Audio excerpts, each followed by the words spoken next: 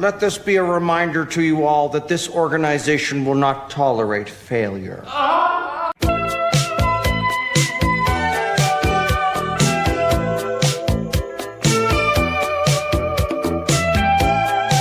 The side of the federal building has been blown off, Jesse.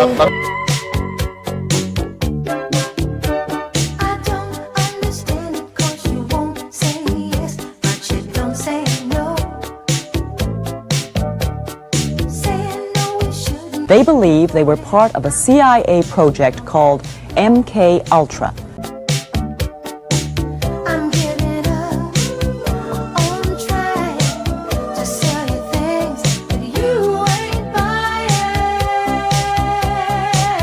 Just like a segment of society that is not living in reality.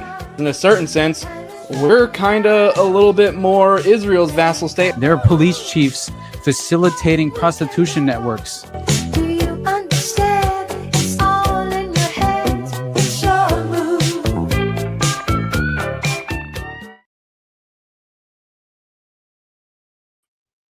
What up, everybody? Good morning. Welcome to the Morning Dump with Austin Picard from the Underclass podcast. It's been like, 2 weeks since, I've seen you guys, but it feels like 2 months, honestly. And with the news cycle as it currently stands, it feels almost like 2 years, basically. But yeah, so I am finally back.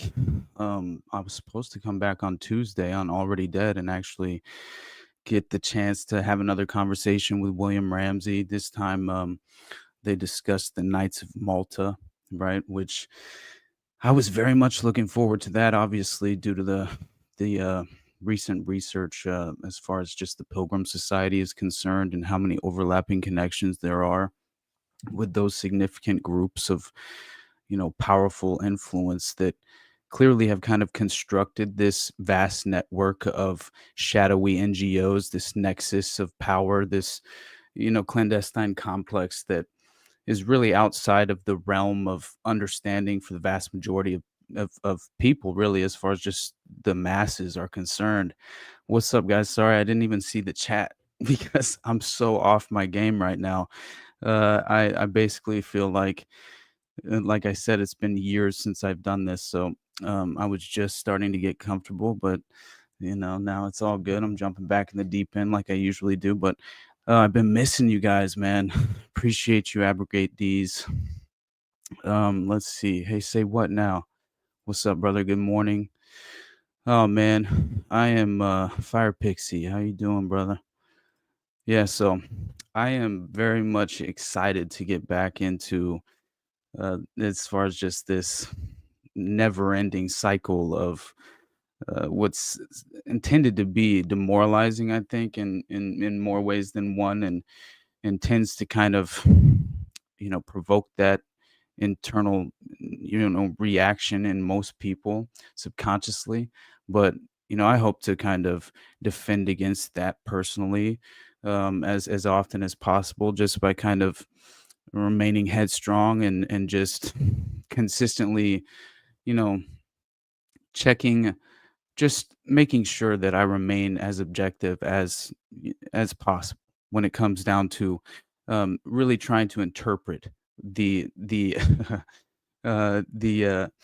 ongoing demoralizing news cycle that I can continue to mention. But what I really wanted to get into to start is basically beyond Kanye West. All is right with the world. Apparently, he's he's claiming loyalty to Hitler again, and so and also asking for a pardon for Diddy. So that was a very interesting night last night. But I definitely see that he's apparently at it again this morning still, and it's at the very least interesting and worthy of note, if only because it draws so much attention, at least in the public eye, right? And of course, considering all of the recent media attention on Elon Musk and the DOGE kind of factor involved with some of these budget cuts. And then, of course, I go away for 2 weeks and USAID gets defunded.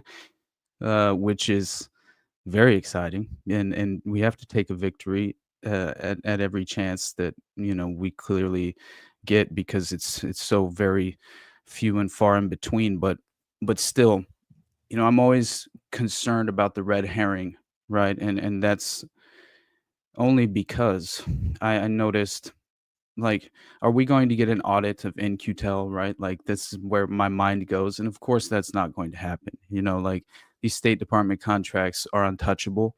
And I think that if anything, maybe this is some sort of clandestine, as far as the way my mind is works, it very much seems like, yeah, the winds of power are shifting in DC. So there's clearly, you're going to see this kind of pivot when it comes to which organizations become the most powerful throughout the administration's tenure, essentially. And effectively what happened is, it seems like USAID was kind of crucified in the public eye. And that's a wonderful, wonderful thing, as far as just at the very least introducing many people to this notion, at the very least, in regard to this shadowy nexus of power and how it truly operates with these, what really amount to economic hitmen. If you go back to Confessions of an Economic Hitman, and you understand that, you can point to the COVID policies, and I've mentioned it before, how the president of Belarus was essentially, they attempted to bribe the IMF and the World Bank, the International Monetary Fund. They attempted to bribe the president of Belarus in order to implement, these dystopian COVID policies, right? And in his country. And of course, geopolitically, it made sense as well, because considering Belarus, it's very much in the scope of proxy conflicts provoking Russia in more ways than one as well. So you always have these border state notions. It's very close to Ukraine, right? So that was a very important factor as well. But considering that he denied this bribe and then went public and claimed that he was offered nearly $1 billion, or I can't remember the number now. It was quite a lot. It was $950 million, something like that. That he was offered, and he had basically turned it down. And then, coincidentally, it just so happens that there is an NGO-backed coup d'état, right? And these NGOs, these organizations, just so happen to have been backed by, of course, Western puppets, and that's you can point all day long to Victoria Nuland and Jeffrey Pyatt, and the leaked phone call from WikiLeaks that really proved that, fuck the EU, she said, right? As she was replacing their puppet, their essentially just choosing which new government would replace after the Maidan Revolution, which was entirely, you know, manufactured by these Western NGO clandestine organizations, right? And I love pointing that out, as far as the pivot. Hillary Clinton's bank shot, Samantha Power, just so happens to be, right. She was in charge running USAID, and was just the most recent, as far as one of the most prominent, going public with, the crocodile tears of, oh, woe is me, but don't worry about my plight. Consider the plight of the entire third world sort of narrative. And it's really just, smoke and mirrors, spooks dealing in deception, another way to kind of provide the self-licking ice cream cone that is government, and these, you know state ran organizations. They're really, outside the realm of even, because clearly, if you don't know, USAID was actually founded by, I believe it was JFK in like 1961, I believe. And it's an interesting thing, because essentially people are under the impression that it's Congress that chooses their budget and where the funds go. But I believe it's actually entirely up to the Secretary of State, I think, is how it was actually designed.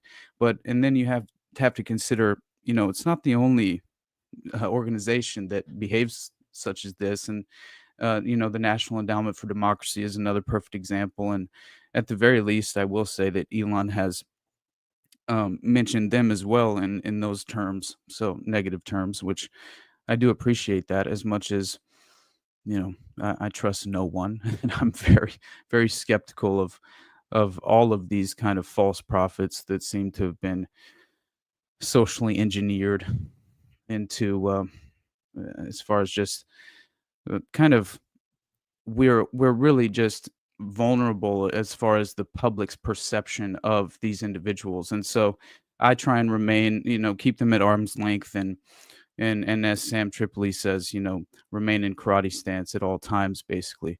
And what's up, my brother PJR? New sub from Tim Foyle. Good night. All right, I'm leaning towards Rapture Tribulation 2025. That is funny. Hey man, it's possible. I mean, I'm a little bit more in the camp of a manufactured false prophecy, kind of exploiting a lot of people's, unfortunate, you know, desperation. That it's very understandable at this point, as far as considering the state of the world, the state of the country. Um, Taking a victory is one thing, and appreciating something, at least seemingly going in the right direction for a change, that's very important. But I also think, like, man, how else do you hold power truly accountable? You have to just remain skeptical at all times. You have to wonder, you know, am I anticipating the next move instead of remaining in this reactionary state of mind, which inherently creates this disadvantage, and it's just like, it makes all the sense in the world that, yeah, that's how these mind manipulators function, and so, yeah, I'm always kind of under the impression, which organization is going to take the place of USAID, and in no way am I, uh, you know, in this false reality, this misunderstood paradigm, thinking that coup d'états and violent, regime change operations will cease to exist. Like, I just knowing Elon Musk, and specifically as an individual, knowing his past alone and his call for, um, I believe it was because, consider the public-private partnerships, along with this sort of astroturfing mechanism that's at play, and what I'm really trying to just suggest is the fact that it was, remember, the Maduro was the most recent one, right, in Venezuela, and essentially there it was an attempted regime change operation, and it was really kind of spurred by Elon Musk in the public eye, right? And so it was very interesting, and at least worth pointing out, is that even back as so far as 2020, Elon was publicly tweeting openly in support of a coup attempt in Bolivia to exploit the lithium there, right? So again, you have these rare earth minerals that strategically provide this, obviously this, um, you know, it's a personal special interest in regard to Elon Musk, and his business interests are concerned. So of course he needs, cheap lithium, right? So why would you not want to support the State Department in some sort of regime change operation to overthrow a foreign, let's say, even a dictator, even if those are the terms, as far as, I'm in no way defending Maduro, and as far as he's a communist and a Marxist, really, it seems, and so out and out communist, obviously. So, in no way am I attempting to, defend that. But at the very least, it's like, in no way have I ever supported international regime change. I'm clearly much more libertarian minded. And I don't even classify myself as a libertarian. I just think that, you have to kind of outline your fundamental core principles and in order to kind of at least not run the risk as often being deceived. And I think that once you kind of outline those principles, those core values, then it's far easier to wade through, you know, the disinformation as it presents itself on a daily basis, you know. And so again, I missed a lot in just 2 weeks time, but it feels like you can just pick up any moment, and you know, the previous news cycle is almost buried in 48 hours. I mean, how long does it really take? It depends on how what a bombshell story it truly we're truly, you know, specifically referencing. But yeah, very much seems as if we're in an information warfare environment, right? And that, yeah, if we are to remain objective, but also, you know, protect ourselves and defend against the vulnerabilities of the psychological warfare, then, you know, it definitely no more heroes. And go listen to Andy Malfarina as well. That's my boy. We need to have him back on Already Dead too, but he has a podcast called No More Heroes. That's a great name, but I will say that, you know, regime change operations, as far as the U.S. State Department is concerned, yeah, it's going to continue. But I mean, you can just point to, you know, just the Trump's plan for Ukraine, which I thought was a little bit interesting as far as, you know, clearly we have the clean out Gaza plan, but the plan for Ukraine, if you remember, my expectation was complete and total de-escalation when Trump took office. So I'm waiting for that moment. All I'm consistently seeing is Zelensky asking for nukes and Trump demanding guaranteed access to rare earth minerals in Ukraine in order to provide the military aid. Then another $1 billion weapons deal to Israel, along with the Clean Out Gaza plan, which is just a rebranded version of ethnic cleansing, and that, you know, that was never going to change, right? And you see the billboards in Israel; they're very much prepared and ready and waiting for the Moshiach, right? And it seems like it's manifesting itself, and that's very concerning. At the very least, it's something that we need to keep our eyes open in regard to it. Anyway, I had a whole plan here. I was going to, first of all, I put in the title "Big Balls" because I thought it was the funniest thing ever, watching this kind of like frenzied hysteria take place on CNN regarding this 19-year-old DOGE staffer, apparently, who had this online moniker, Big Balls. And it goes even further than this, but it's worth watching this hilarious video. And of course, it then went a little bit viral, considering Elon tweeted about it, and he said, personally, I voted for Big Balls, and and basically posted a picture of a leftist with purple hair crying with a sign that says "No one elected Big Balls." But it is very, very funny, and at least worth an aside, just to kind of like, you know, I don't mean tend I tend to come off as a black pill occasionally, and I never want that to be the case. Like, that is never my approach, and I'm not overly concerned about it. I just want people to not misinterpret my message. And so I just think that, and I always reference this, we must finally identify and understand our common enemy.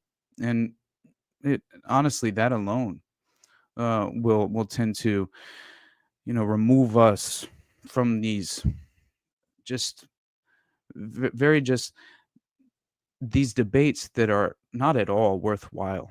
In no way are they fundamentally even, um, you know, addressing the core problems at hand. And so if we are to ever have any sort of chance, and I'm not a collectivist at all in any sense of, you know, philosophically, in no way, but I do believe that if we have any chance at holding power accountable truly, you know, yeah, we can no longer fall for the delusion, the paradigm, the manufactured, political theater that is intended to manufacture consent. So that alone, always remember, manufactured consent is the ultimate goal, right? They hope to achieve this at every turn. And so, uh, let's see, what are you guys saying here? Screwed up Texas. USAID is just the tip of the iceberg. There are tens of millions of employees involved. 100%, my friend. And what's interesting is that I think even though what the White House had issued that statement, and it only had, I'm not sure if there's been an additional message that was issued from the White House that showed a much more in depth and in detail rundown of the financial, it's just as far as the funding was concerned, and examples of the funding of USAID and how it was corrupt, and it was very convenient, the examples that were used. Obviously, that's clearly going to be the case, especially you're considering this is a political football at all times, whether the intention is in its infancy and foundation, if it was pure to begin with, that's not really even, as far as like, I'm not even sure that's necessary to kind of, as the main point I'm trying to make, right, is just that when you have $40 billion, I believe, that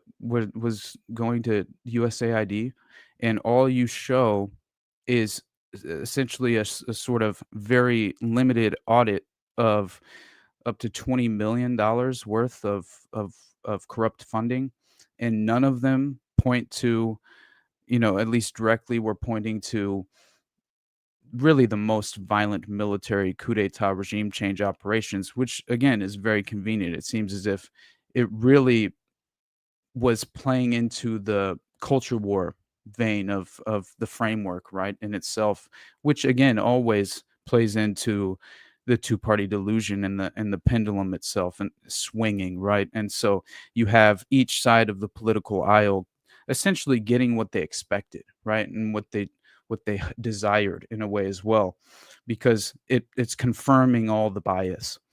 And so when really I'm concerned that it's not truly addressing the core issue at hand, the root issue. But still, we have to take these victories again. And so again, I'm trying not to turn this into a negative thing, but yeah, tens of millions of employees involved, no doubt about it.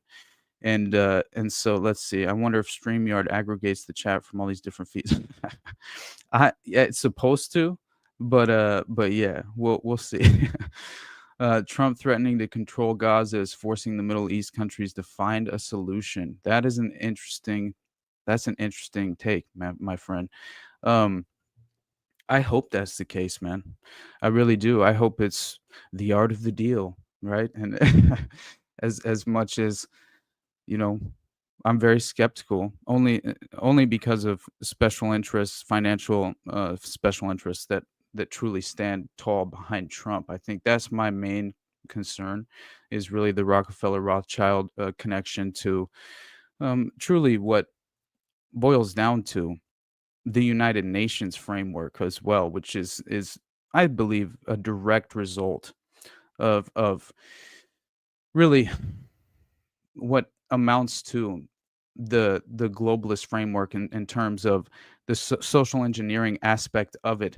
The only way to subvert and you know transcend international borders is to create these private organizations of powerful influence that provide the plausible deniability for the evil state actors. Which, right, if you're an elite bureaucrat, unelected or not, you're still a statist. You're still a part of the government. You're clearly puppet masters. And so just because you're not a member of the political class, it doesn't necessarily mean that well, if anything, it means that you're probably more powerful and more suited as far as a power broker is concerned. And so Yeah, I'm so far off from where I was intending to go to. So the main point I was trying to make here, but I at least wanted to consistently, you know, uh, cover the chat as well. But yeah, Austin is back, gang. What's up, my brother,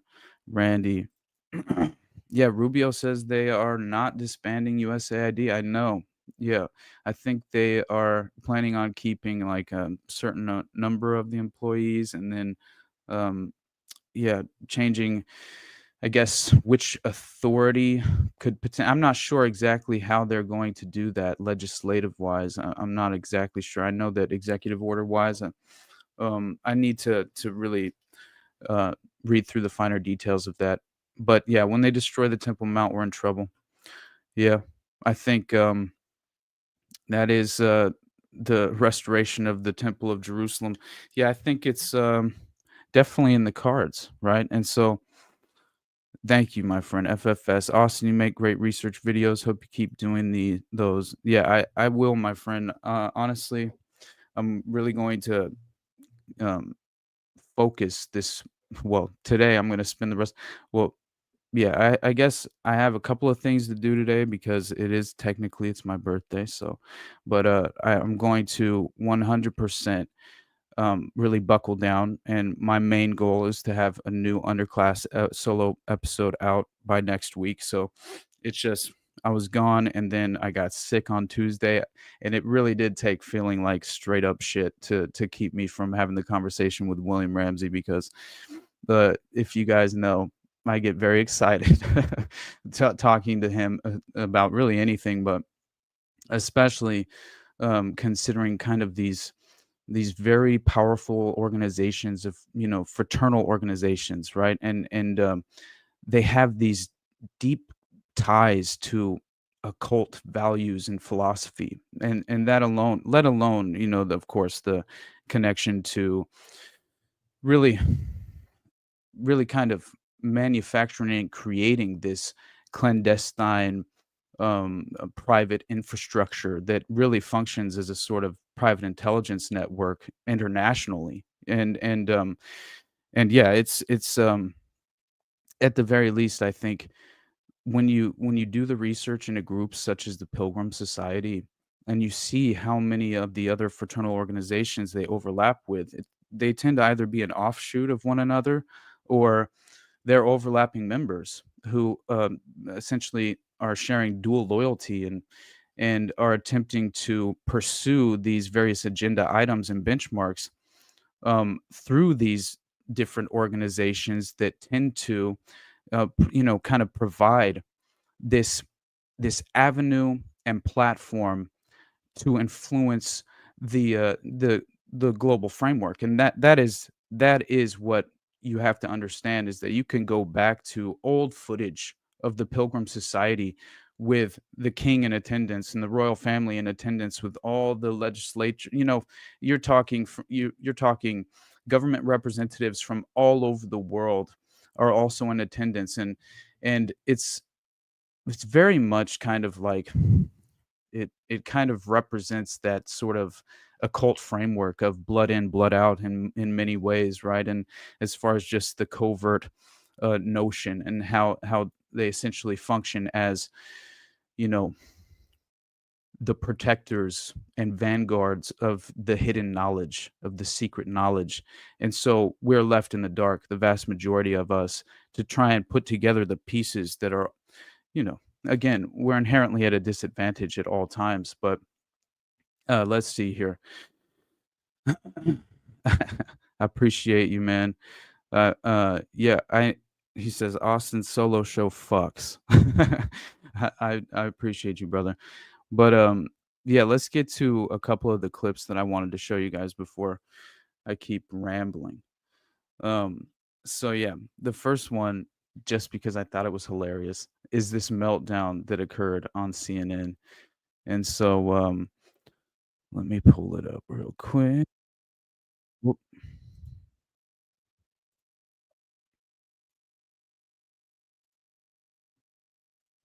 Here we go.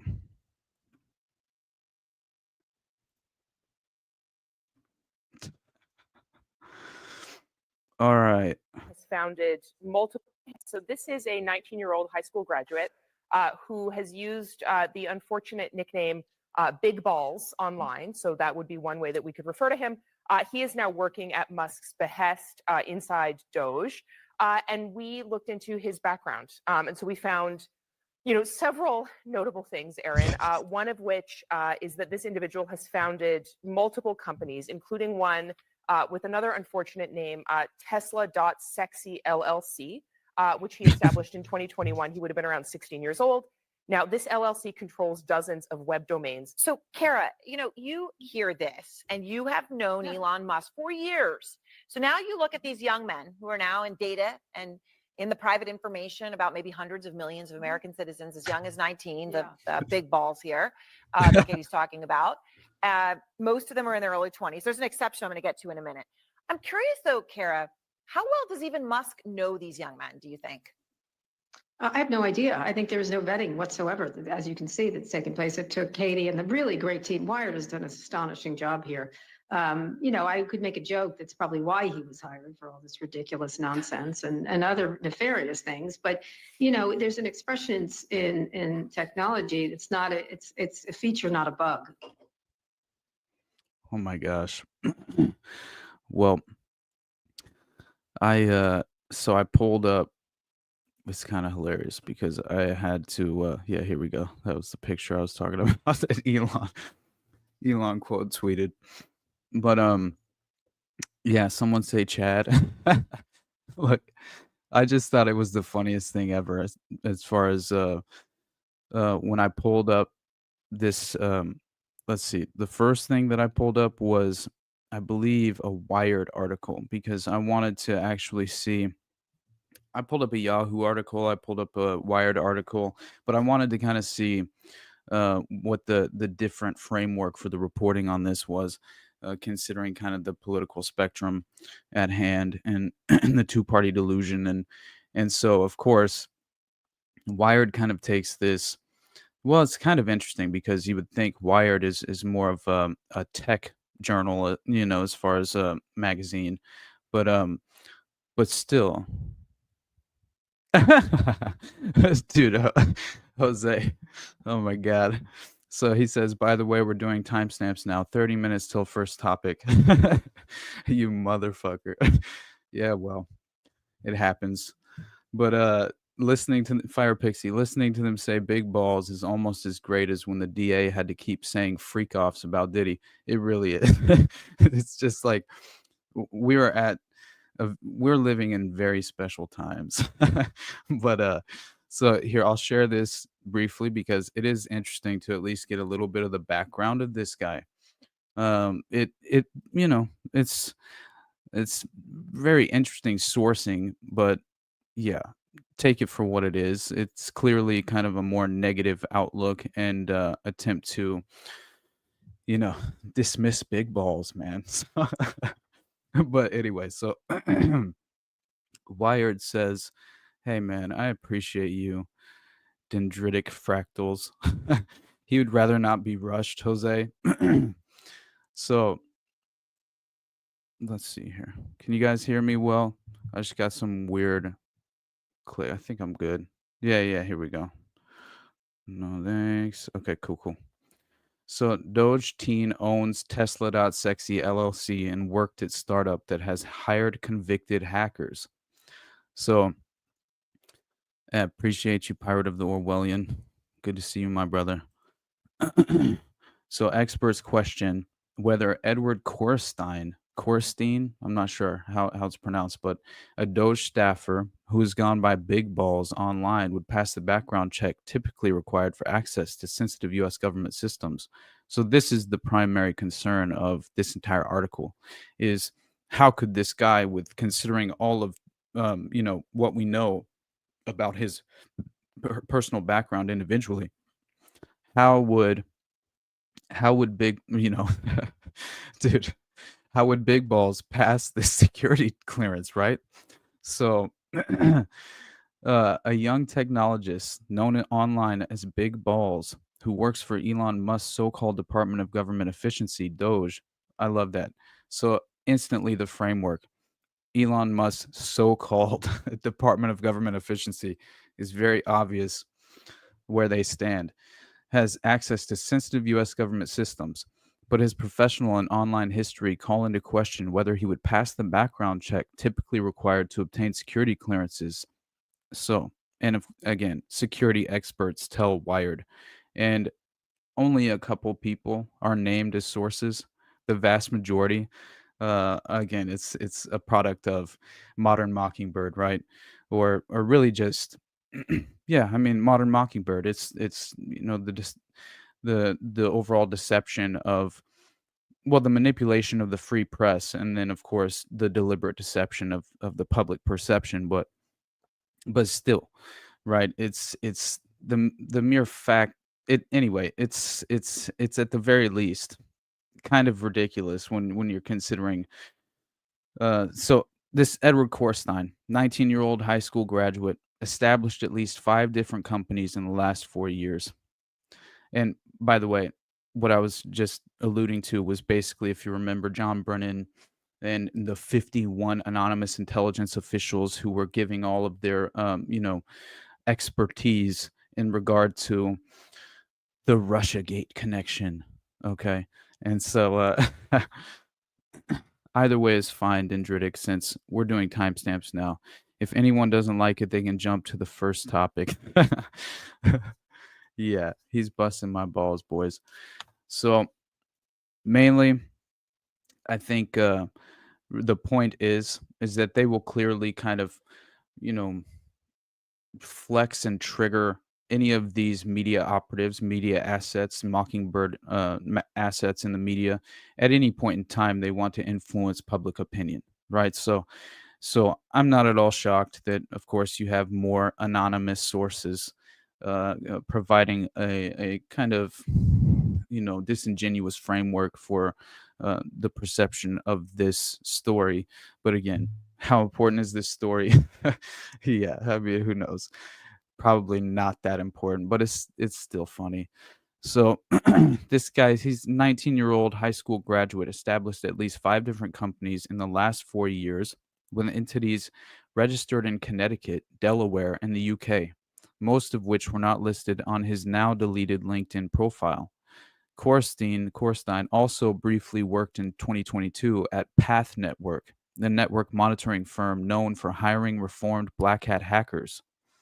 Someone using a Telegram handle tied to Korstein also solicited a cyber attack for hire service later that year. Yeah, it's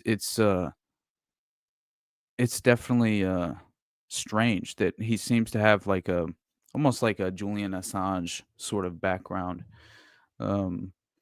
But Korstein did not respond to multiple requests for comment. One of the companies Korstein founded, Tesla.sexy LLC, was set up in 2021 when he would have been around 16 years old. Korstein is listed as the founder and CEO of the company, according to business records reviewed by Wired. Tesla.sexy LLC controls dozens of web domains, including at least 2 Russian registered domains. So instantly, they provide a connection to Russia, which you know how many people on the political aisle are looking for that at any point. It's confirmation bias. I still have people, even in my own family, who believe that Russiagate was a true story, and that Putin's to blame for Trump, and so one of those domains, which is still active, offers a service called Hellfi, which is an AI bot for Discord servers targeting the Russian market. Again, it's like, I think it's also very commonplace for anyone in, as far as kind of operating in this landscape of cyber attacks and black hat hackers, and they do tend to operate internationally and have different domains from Russia or China or but it doesn't necessarily mean that it's some sort of international espionage operation, right? Or a state sponsored espionage operation by one specific entity. Like, I think it's much more to do with the I can't quite remember. I forgot the details, but I remember that Julian Assange, this came up whenever I was doing my episode on Julian Assange, and I was researching his background, and it was very interesting and worthy of note. But anyway, so the point being, I'm not quite certain that that alone is really any sort of smoking gun or should raise too many eyebrows, but it always again remain skeptical. It could be a red flag. So while the operation of a Russian website would not violate US sanctions preventing Americans doing business with Russian companies, it could potentially be a factor in a security clearance review. Foreign connections, whether it's foreign contacts with friends or domain names registered in foreign countries, would be flagged by an agency during the security investigation process. A former U.S. Army intelligence officer who held security clearance for a decade and managed the security clearance of other units under his command tells Wired, Joseph Schelsey. A longtime former U.S. intelligence analyst who requested anonymity to speak on sensitive topics agrees. There's little chance that he could have passed a background check for privileged access to government systems, they allege. Another domain under Korstein's control is faster.pw.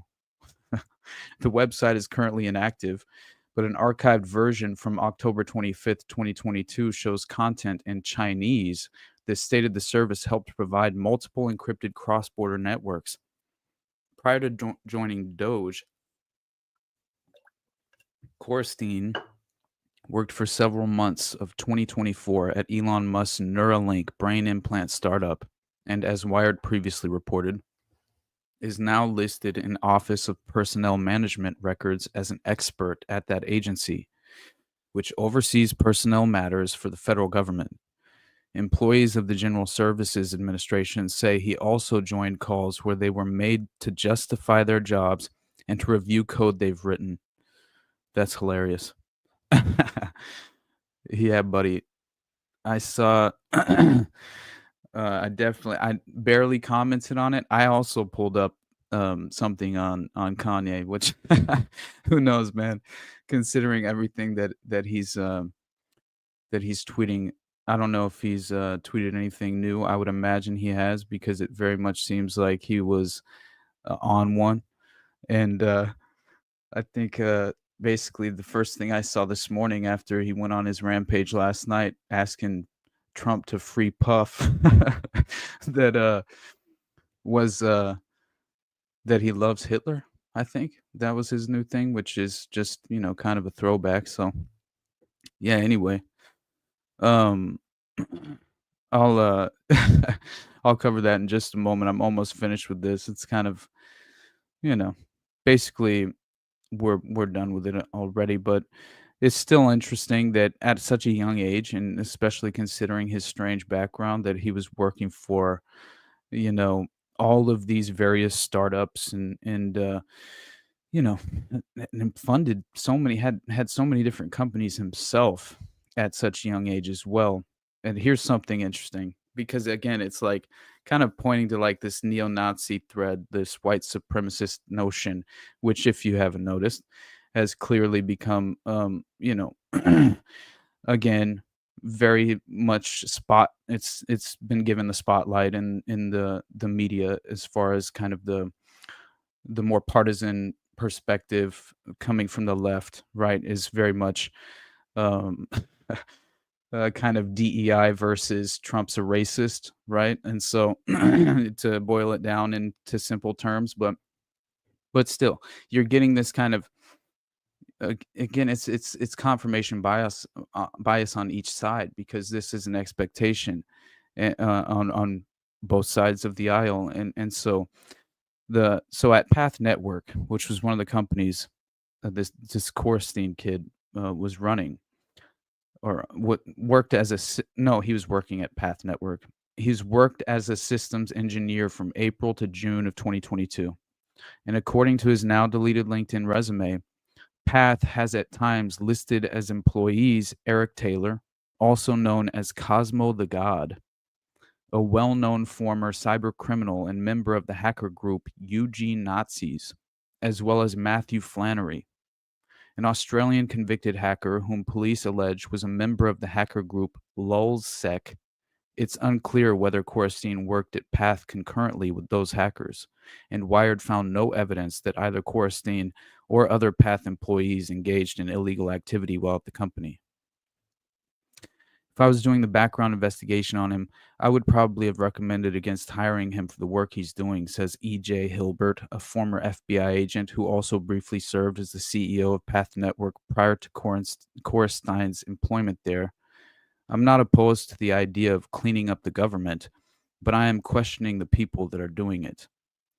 Potential concerns about Korstein extend beyond his work history. Archived Telegram messages shared with Wired show that in November 2022, a person using the handle Joey Crafter posted to a Telegram channel focused on so-called distributed denial of service (DDoS) cyber attacks that bombard victim sites with junk traffic to knock them offline. In his messages, Joey Crafter, which records from Discord, records from Discord, Telegram, and the networking protocol BGP indicate was a handle used by Korstein, writes that he's looking for a capable, powerful, and reliable L7 that accepts Bitcoin payments. That line, in the context of a DDoS for hire Telegram channel, suggests he was looking for someone who could carry out a layer 7 attack, a certain form of DDoS. A DDoS for hire service with the name dstat.cc was seized in a multinational law enforcement operation last year. So it's very interesting. It goes on a little further and it kind of, it talks more about, clearly, implicating his lack of ability to acquire a legitimate security clearance. But it is, at the very least, I thought that some of these connections, whether, they're legitimate, it seems like they're legitimate enough to be reported, but still they're sort of tenuous in general. But anyway, so apparently, Big Balls, he disappeared recently, and also previously used an account on X with the username Edward Big Baller. The account had a bio that read technology, arsenal, Golden State Warriors, space travel. Prior to using the Edward Big Baller username, Korstein was linked to an account featuring the screen name Stephen French, featuring a picture of what appears to be Humpty Dumpty smoking a cigar. In multiple posts, I wonder if that is symbolic of anything. In multiple posts from 2020 and 2021, the account can be seen responding to posts from Musk. Korstein's X account is currently set to private. A longtime security operations and compliance manager, Davey Ottenheimer, says many factors about Korstein's employment history and online footprint could raise questions about his security clearance.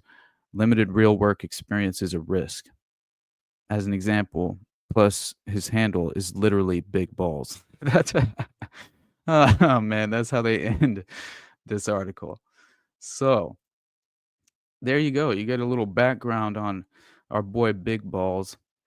And in the meanwhile, we of course have many more far more pressing matters at hand, such as which, by the way, I forgot about this connection, but it was like basically almost 2 years ago now. Yeah, it's almost 2 years ago now that this article came out, but it's very interesting because it was off the it was really kind of, as far as the framework itself, it caught my eye because, again, if you recall the episode I did on the Pulse nightclub shooting, it's kind of interesting to say the least that there is this reported CIA Mossad-linked surveillance system that has been installed throughout the U.S. and has sort of, for at least the past few years, after 2016 specifically, and apparently it's, under the guise of stopping mass shootings, this surveillance system backed by top Mossad, CIA, and FBI officials was being installed in schools, houses of worship, and other civilian locations throughout the country. And a lot of it, thanks to apparent recent donations from anonymous philanthropists which is always concerning. And considering, what was it, 27 million to the prosecution fund for George Soros or something like that, wasn't it? And far more than that, as far as Soros and his special interests were concerned, for USAID funding. But what is very interesting, though, is that it was this surveillance system. It was launched in 2016 as a response to a Tel Aviv shooting. But not only that, the U.S. public, as far as the starting point for the public support, or the launching point, I don't know, the false flag that generated the public support, I guess would be a better way to put it, um, was following the Pulse nightclub shooting in Orlando. And so, yeah, it's essentially this Gabriel is the name of this system, this surveillance system, protected by Gabriel, and which again has biblical connotations, right? So Gabriel offers a suite of surveillance products for security and safety incidents at so-called soft targets in communal spaces, including schools, community centers, synagogues, and churches. The company makes the lofty promise that its products stop mass shootings.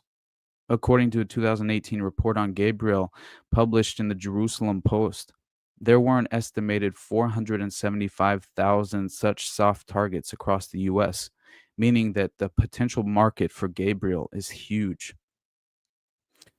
Since its founding, it has been backed by an impressive group of leaders, mainly former leaders of Mossad, Shin Bet, Israel's domestic intelligence agency, FBI, and CIA. In recent years, even more former leaders of Israeli and American intelligence agencies have found their way onto Gabriel's advisory board and have promoted the company's products. While the adoption of its surveillance technology was slower than expected in the US, that dramatically changed when an anonymous philanthropist gave the company $1 million to begin installing its products throughout schools, houses of worship, and community centers throughout the country. That same philanthropist has promised to recruit others to match his donation, with the ultimate goal of installing Gabriel's system in every single synagogue, school, and campus community in the country. With this CIA, FBI, and Mossad-backed system now being installed throughout the U.S. for free, it is worth taking a critical look at Gabriel and its products, particularly the company's future vision for its surveillance system. Perhaps unsurprisingly, much of the company's future vision coincides with the vision of the intelligence agencies backing it: pre-crime, robotic policing, and biometric surveillance. So there we go, right? The tiptoe to the totalitarian technocratic state is upon us, right? And it's much worse than that. I mean, how many other things can we point to? We have, right, as far as just, you can go into the teal-linked HHS nominee that threatens, what is it? MAHA? I don't even know how they pronounce the MAGA version of Make America Healthy Again, because I haven't really heard it actually pronounced. But yeah, it turns out that, of course, you have special interests entirely involved in the biotech industry, as far as threatening this new age health system. That, again, it kind of it really caused me to kind of reconsider what I was thinking was the case in regard to this kind of new push for a, what in my mind it seems like you have this natural reaction to what happened with the COVID, right? And so you have this natural distrust that has clearly stemmed from the COVID dystopian policies, and also the vaccine itself, and any fallout and consequences of that. So you have this natural distrust that has kind of risen around. Obviously, that it's just a natural consequence. But here's what I find interesting, because I heard RFK Jr., And I saw this put in the terms of, kind of like, you know, this is a rebranding to really generate trust back into the vaccine industry. So I'm not entirely certain how much other than, um, again, don't get me wrong. I think it's very important. Oh, you want to know the teal linked HHS nominee? I got you, buddy. Yeah, so he is the appointee, but it's more than that, right? Because this is the deputy, I believe, associate. So biotech investor Peter Thiel associate Jim O'Neill is poised to usher in a deregulatory paradigm that would allow a proliferation of dubious products on the US market under the guise of innovation and efficiency. So it was Jim O'Neill, who was uh, basically the nominee for Deputy Secretary of Health and Human Services, who was announced by Trump last November. And he would work under RFK Jr. So Trump's pick for HHS Secretary upon confirmation. So there you go. As Deputy Secretary, O'Neill would essentially function as the chief operating officer of the department, overseeing the day-to-day operations of all sub-agencies, as well as leading public health emergency preparedness, i.e. the government's policy responses to bioterror events, pandemics, etc. In addition, I got you, buddy. In addition, O'Neill would oversee the development and clearance of HHS regulations and ostensibly be the main implementer of the Make America Healthy Again policy agenda. So, yeah, that's his business connections, both past and present, as well as his previous statements on public health policy, strongly suggest that he is not only unlikely to implement the policies that MAHA, I don't fucking know how to pronounce this, Make America Healthy Again centric voters are expecting, but that he may in fact pursue an agenda that stands in direct conflict with the main tenets of the Make America Healthy Again movement. Specifically, he advocates reforming the FDA to deregulate and accelerate the pathway from drug development to legalization. This would notably aid the biotech industry, which has long struggled to get its products approved outside of an emergency-based regulatory paradigm. Damn. So that does seem like a sort of limited hangout. But, again, it's like I'm not saying that each and every individual involved in the administration is a bad faith actor, evil actor. I don't know.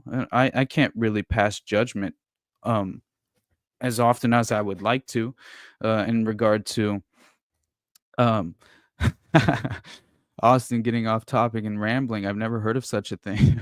How dare you guys, man? But yeah, I just again, it's very hard to judge as far as I'm concerned.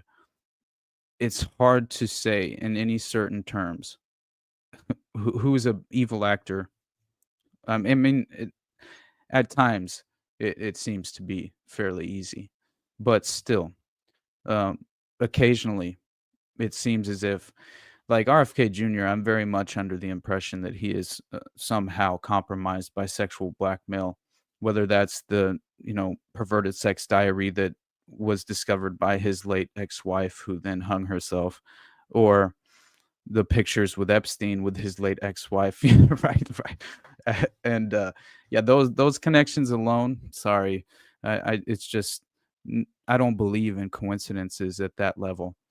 And then how can you be so wonderful at your diagnosis of the root causes of the Ukrainian conflict and proxy war, and then turn around and have the worst take on Gaza and Israel that you could ever imagine? And that it in itself is kind of a smoking gun almost for me. um it could be ideologically driven, but it's just so difficult to you know to really believe that to be the case. So RFK Jr.'s cabinet position is professor of the dark arts. 100%, buddy. 100%, brother. But yeah, so let's listen to are they going to just use Robert Kennedy Jr.? Are they just going to use RFK Jr. to rebrand vaccines and bring in, like, because really consider the fact as well that, you know, it was, I mean, the whole notion of anti-vax, that was really much more of a left-wing ideological perspective for a long time. It seemed like it was much more coming from, mothers who have dealt with, early signs of autism after the childhood scheduled shots, and they seem to all follow this direct and clear, uh, as far as just they all seem to share the exact same symptoms, very similar in the time frame as well, as far as when the symptoms begin to develop, and it's all right after the initial scheduled shots for your infant child. So it's yeah, it's very disturbing. But that was one of the things that I admired most about RFK Jr. was that his background on, really listening to some of those mothers who approached him with true documentation, proving that there is a causal link between, the childhood scheduled vaccines and oh, I guess I should be careful. And you know what? um, yeah, it's very. I think we've had whistleblowers come out and they have, you know made the case that this is proven and known and understood, to have these direct and extraordinary tragic consequences. But yeah, it anyway, the point being, I very much appreciated what RFK Jr. did, at the very least exposing many people to this real honest line of investigation that we all should really attempt to, pin down for ourselves and understand at a more comprehensive level. But beyond that, the book on Fauci, I bought it, I read it, I loved it. I thought, the exposure that he gave to really what seems to have been one of the most corrupt, you know as far as HIV, right? HIV is like, oh my God. I was reading Dr. Mary's Monkeys, and I didn't realize David Ferry was apparently involved with potential potentially uh exposing the entire world to HIV. I mean, from a Louisiana covert laboratory, clandestine laboratory, that I don't know if they were Operation Paperclip doctors or what. I'm going to finish the book and really kind of go back over some of the details. But I was just sitting there, and I was not at all surprised, because I always heard the stories of where HIV originated from. But man, it it just it's one of those things that, man, once you understand what the government is capable of, you you no longer are as shocked and in awe when you stumble across some of these connections that really kind of, if anything, seem to reconfirm. And again, it is confirmation bias in a sort of way, but it's also corroborating evidence in certain ways as well. So you have to at least acknowledge these lines of investigation, and so yeah, it makes sense. Ferry was basically HIV in human form. Jose said 100%, dude. Look at a picture of David Ferry. That is just yeah, there that is a very extraordinary individual that has lived on this planet. I'll tell you that. All right, so let me show you what I'm thinking as far as an example here. And by the way, I did think this guy's take was very interesting as well. I might read it here after we listen to the video, but yeah, it does raise some red flags for me as far as is this a potential rebranding for the vaccine industry to, again, generate trust in people such as myself, or which, you know, at least people who are like-minded and run more in the circles that we align ourselves with philosophically? Would it have an effect on them? Would they be more likely to potentially trust a vaccine, depending on, the political? Again, it's like, if you remember when Operation Warp Speed first happened, and the COVID agenda had not fully rolled out, so not all of the political actors had their talking points, and so it began with the partisan perspective and the two-party, delusion, which was the left, Kamala, all these different, political actors on the left were denouncing the vaccine, saying they would never get it. They would never get Trump's vaccine, and they were essentially branding it as Trump's vaccine, and as if it were far more dangerous because of, look who it is. It's your political enemy who has uh, helped usher this vaccine forward as far as its production at warp speed. And hey, there's some truth to the fact that it was at least far more dangerous because of the the warp speed production. But still, at the very least, it's worth remembering that that was the initial framework to the public, and then it very quickly shifted, and yeah, so I'm thinking that this is one, it's sort of providing the avenue for um what I believe to be this sort of restructure of the public health system. And I think it's going to be for the worse, most likely, because essentially it will be in the guise of you know these kind of dystopian biometric systems that are very much connected to what essentially becomes the smart city infrastructure and the World Economic Forum's vision for the future. And if you remember, just before I left, and everyone likes to say, because USAID gave money to the World Economic Forum, that now essentially they are they will no longer be financed as far as their special interests and their benchmark items, but goal sets. But that, I don't see that as the case at all, especially considering seeing Trump basically following Klaus Schwab around like a you know like his puppy. It was very interesting, and committing to Davos and the World Economic Forum. So um and then also committing financing to Gavi Vaccine Alliance for Bill Gates. So again, it's like, yeah, you can defund USAID, but are you cutting out the root problem here?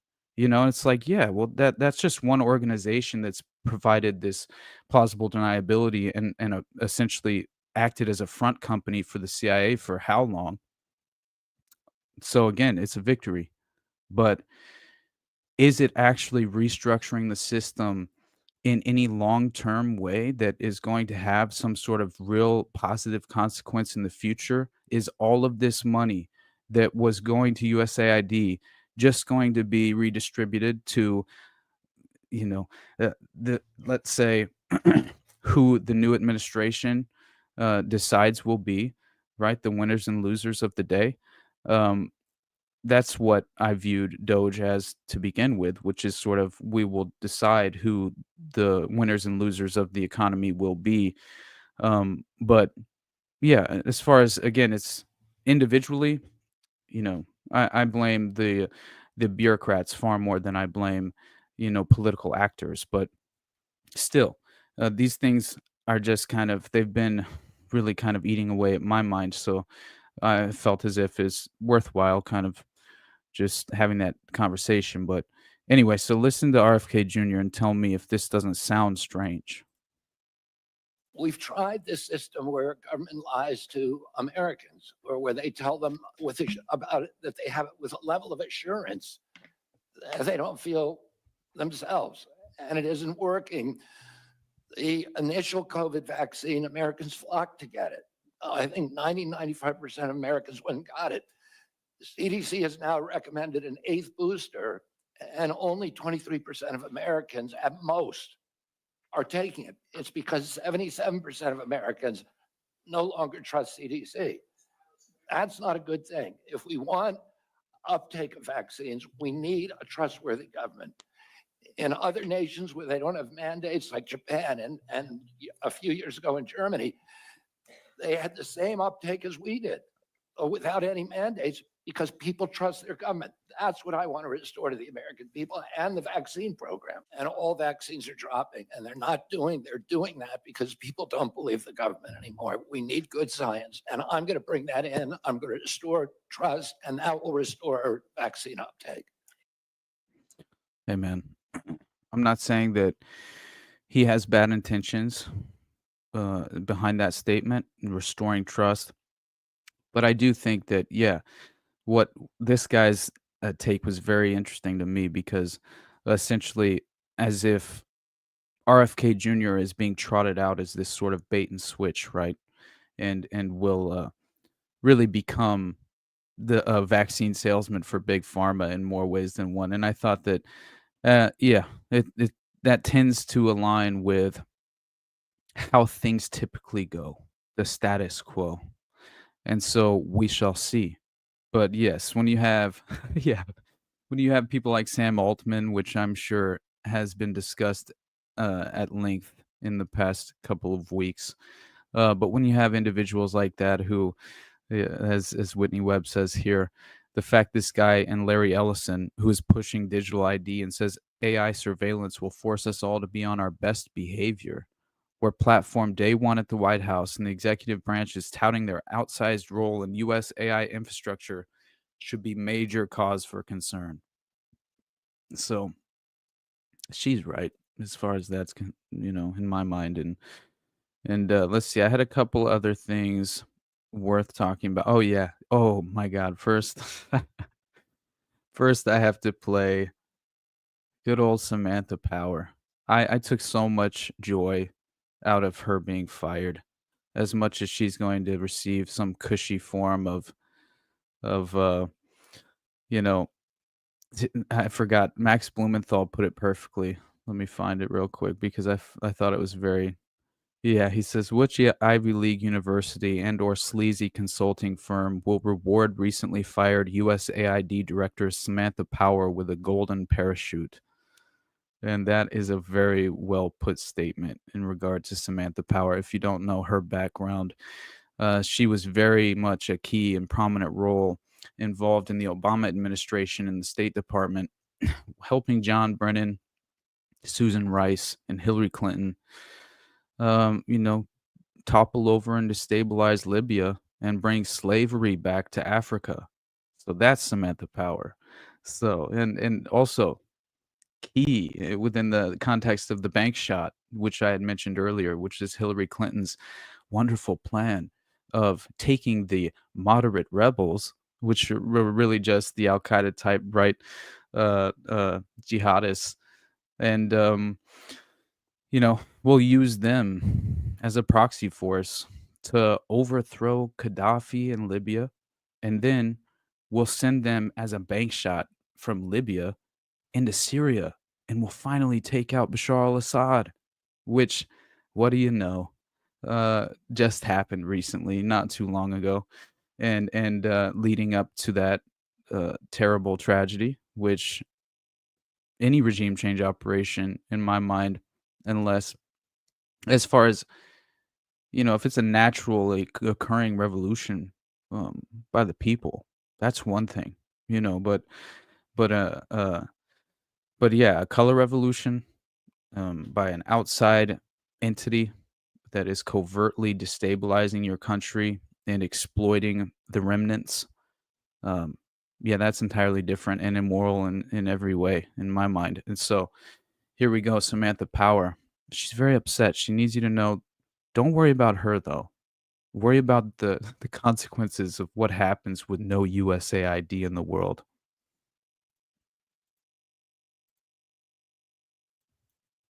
Well, you can imagine when you suddenly in your inbox find a termination notice or a leave of absence notice that you didn't expect to get on a flawed predicate that you're doing radical leftist insubordination. It's pretty jarring. And because there's so many lies and falsehoods circulating, and so many claims that people are sort of not with the program, I think people are just completely dislocated. There's no stable ground on which to walk. And then, of course, most of them have been laid off, so they're worried about how they're going to pay the bills and how they're going to make rent. But maybe the part that is the most striking and for me inspiring, if not surprising, having worked there for 4 years, is that, you know, the people who work at USAID did not come to work at USAID for the money. The civil servants, the foreign servants, the contractors, they came to USAID because they wanted to make a difference in the world, because they saw America's interests as tied up with the interests of people, vulnerable people around the world.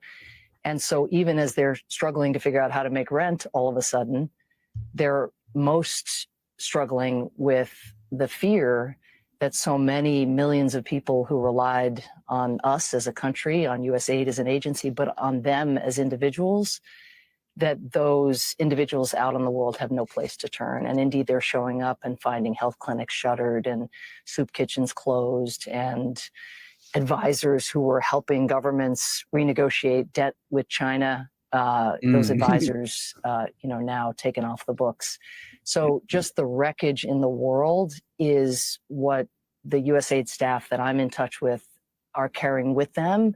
That's what's keeping them up at night, as much as the question of what am I going to do tomorrow, and how do I take care of my family? Oh, poor Samantha Power. That is so funny. Oh man, City Break Dancer, man, my brother. I appreciate you so much. Thank you for saying that. You said glad to have you back, Austin.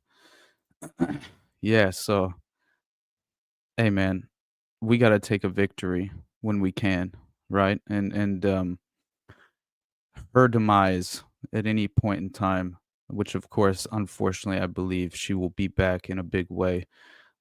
They typically never outlast their influence in these circles, especially considering, you know, she has very interesting special interest ties, as they all do.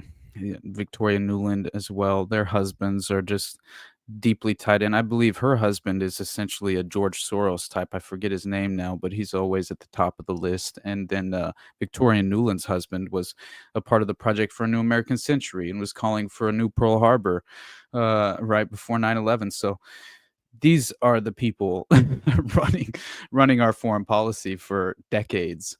And so I'm under no false impression that the foreign policy manipulators and the lizard people like Victoria Nuland and Samantha Power will unfortunately be given some sort of very lucrative job, and I'm sure it will have some consequential influence and impact on the world stage. But here is Samantha Power once again openly discussing. This is hilarious because this is her openly discussing USAID funded regime change attempt in Hungary, which is a color revolution meant to overthrow and oust Viktor Orban. And listen to this. As USAID administrator, I have the chance to travel all around the world to engage with people who are working every day to strengthen democratic institutions, to build independent media, and to promote and protect human rights. I'm here in Hungary, one of the countries in Central Europe where USAID has recently relaunched programming to tackle just these challenges. I'm going to spend the next couple days engaging with Hungarians about their vision for a brighter future. As USAID administrator, We all know how that turned out. It's just so crazy to me that people are just now figuring out the role. I mean, again, this is a victory as far as at least people are figuring out the role of these NGOs, this sort of shadowy nexus, and how these private organizations really infiltrate and cross international borders and kind of leverage that plausible deniability to their own benefit at all times. And they're vastly, I would say, oversaturated, these NGOs, with directly with intelligence agents, not only assets but operatives, and that's been proven. So uh, it's like it doesn't stop with color revolutions. I mean, I've pointed out in the past USAID's role in Haiti and the women and children in Haiti, and oh my God, man, the amount of child trafficking and human trafficking in general out of Haiti, but child trafficking out of Haiti when this all happened, as far as the Clinton Foundation raking in millions from USAID while exploiting, um, basically in 2010, USAID managed $4.4 billion for Haiti under the Secretary of State Hillary Clinton, and the Clinton Foundation was a significant player, of course, in the Haiti disaster relief efforts. And as always, I point to Laura Silsby in that context, being caught trafficking Haitian children at the border, and then having Bill Clinton himself fly on a private plane to come intervene on her behalf and remove her from the authorities, get her out of her legal trouble, and then place her on the Amber Alert system in the United States domestically to then track and trace where missing children. I mean, that's just you can't even make something like that up, right? It's honestly one of the craziest things. Oh yes, Victoria Nuland.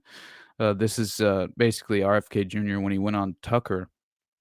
It was a good moment, as far as a basic brief rundown for any beginner who has yet to understand the role of NGOs such as USAID.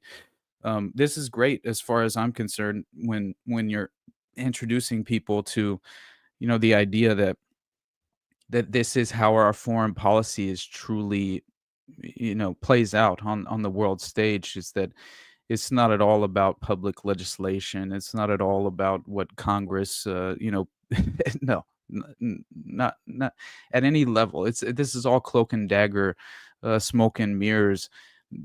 This We are living in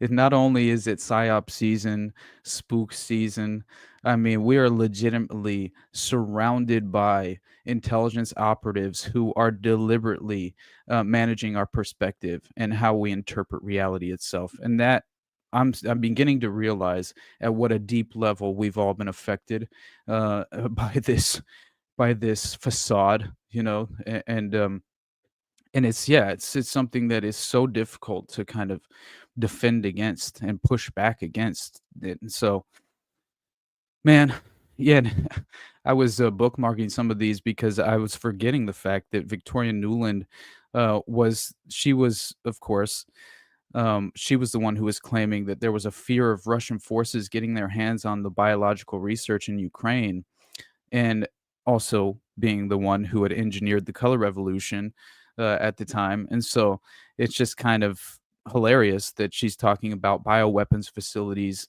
for biological research, considering how USAID is now, kind of being the scapegoat in a few ways, in my mind, because there are far more people involved than USAID in the funding of the Health Alliance scam with Fauci and Peter Daszak to essentially fund the Wuhan lab, despite the domestic illegalities involved with what Obama had recently passed as far as gain of function research being domestically pursued in the US. And so we know this.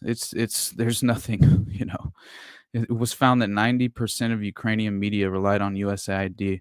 Now extrapolate. Wow. Yeah, well, I mean, it's kind of hilarious because what was it? Thousands of journalists as well in the US, Politico, you had all of that, being exposed as well, which truly implicates some, sort of this modern mockingbird uh, that I have discussed at length recently. And so I'm not at all surprised that that is the case as far as the Ukrainian media, and then also seeing these reports on the celebrities, right, and the celebrity influence. Now, I'm not entirely sure how accurate those numbers are, like $20 million to Angelina Jolie. Now, I do know that apparently the Sean Penn figure was $5 million, and people were claiming that that was for pictures, but it was truly apparently for the documentary film on Ukraine. He was getting the $5 million for, and so, and yeah, look at these people. This is what Jolyon Klebold, he hit me up with this picture of Bill Maher, Conan O'Brien, and Susan Sarandon, and they're all wearing "Haiti is great already" because they were clearly involved with the NGO's response to the Haiti crisis and exploitation. More would be a better way to put it, but yeah, I did think that this would be hilarious. No, please.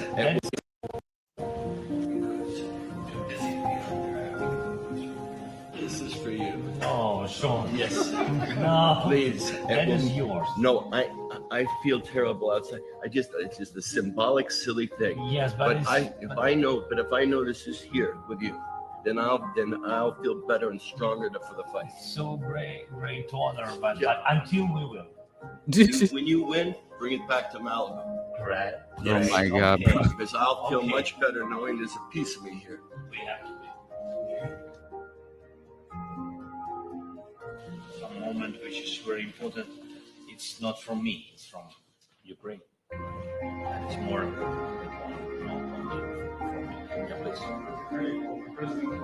What a heartfelt moment here.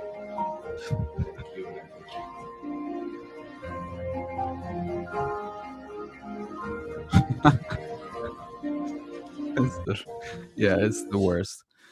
Again, that fits perfectly with the liaison office set up by the CIA in Hollywood by Tommy Lee Jones' cousin or some bullshit. And yeah, hey man, Jose, I could see that Susan Sarandon is one of the ones who genuinely believes, as far as ideologically, she's very much a progressive. I don't think that's an act as well. I've definitely, so a lot of these people I think are egomaniacs and as far as they've lived in this very privileged lifestyle for such a long time that it's a lot easier to kind of co-opt them organically, right? And so, yeah, I'm sure there are many individual celebrities who are not, I would say, not intentional bad actors, but I would also say the vast majority of them are always for hire. And so who knows how much you can truly, just I'm always attempting to dissect and interpret whether, yes, she does seem a little more gullible, but yeah, it does seem like her intentions are a bit more authentic, I think, than some of these actors. It's so clear and obvious that, I mean, when I saw Sean Penn back when this was happening, it was so obviously a political stunt, right? And same with Angelina Jolie has been on the short list of the United Nations NGOs, kind of pursuing a lot. Basically, I think a lot of it is clearly to attempt to, warm relations in the public's perspective as far as in America, because of and I understand that internationally, there's a huge focus on celebrity culture, but I really think that domestically in the U.S.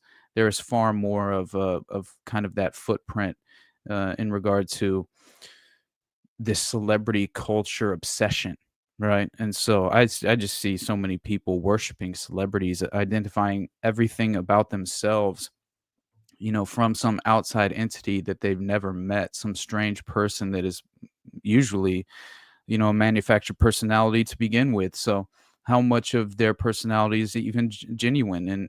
And a lot of these alleged eccentrics are actually just psychopaths. So how much do you actually want to embrace their moral values, right? But she's weirdly still kind of hot, Jose.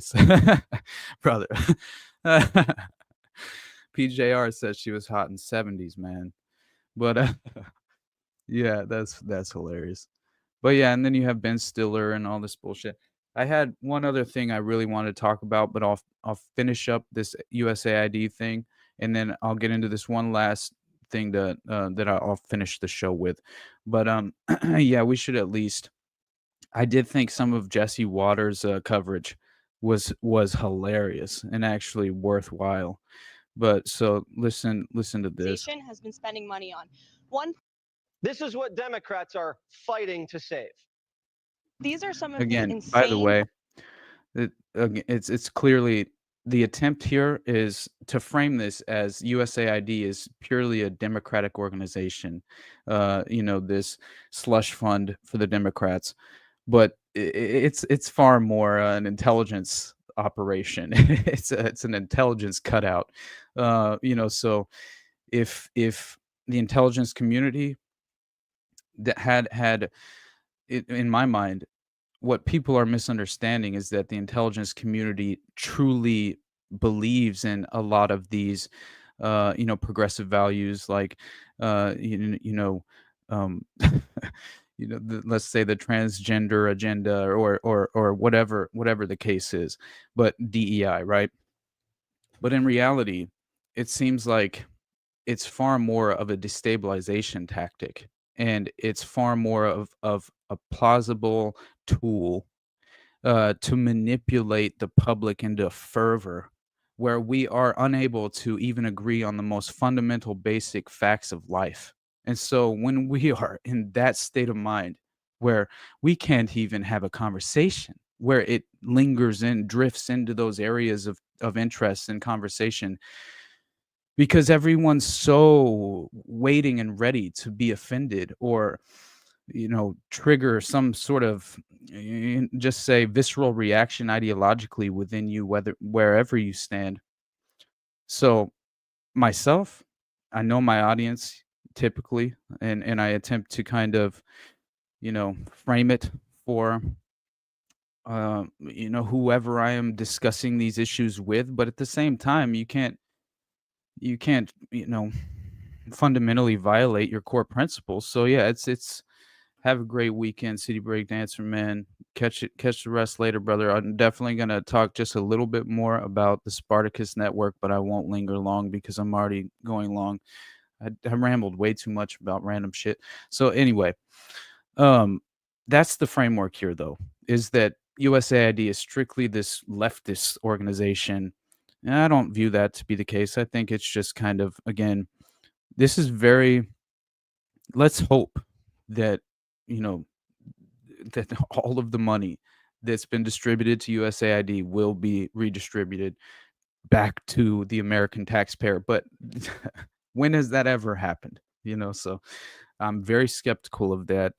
But yeah, what I will say is this woman right here, she is perfect for Trump. And she actually kills it as far as just her presentation. I think she's pretty good at what she does, actually, but who knows? I haven't seen much of her. I've just until just recently. So, but I did think it was kind of funny. Priorities that organization has been spending money on. $1.5 million to advance DEI in Serbia's workplaces, $70,000 for a production of a DEI musical in Ireland, $47,000 for a transgender opera in Colombia, $32,000 for a transgender comic book in Peru. I don't know about you, but as an American taxpayer, I don't want my dollars going towards this crap, and I know the American people don't either, and that's exactly what Elon Musk has been tasked by President Trump to do, to get the fraud, waste, and abuse out of our federal government. We can keep going. $20 million for Iraqi Sesame Street, $2 million for Moroccan pottery classes, $11 million to tell Vietnam to stop burning trash. 27 million to give gift bags to illegals before we deport them. Millions to help Afghanis grow crops instead of opium. That program was such a success that opium production doubled. We also gave Afghanistan 300 million to build diesel fuel power plants, but they couldn't use them because diesel was too expensive. 200 million on a dam that was too unsafe to ever be used. We could have used that dam in California. 250 million on a road that was never used. We literally built a road to nowhere. Oh, and we gave Syrians 9 mil for humanitarian aid, but someone messed up and it went to Al-Qaeda. $1 million for bat research in Wuhan. That equates to $1 million for each dead American. USAID was funding Fashion Week in Paris.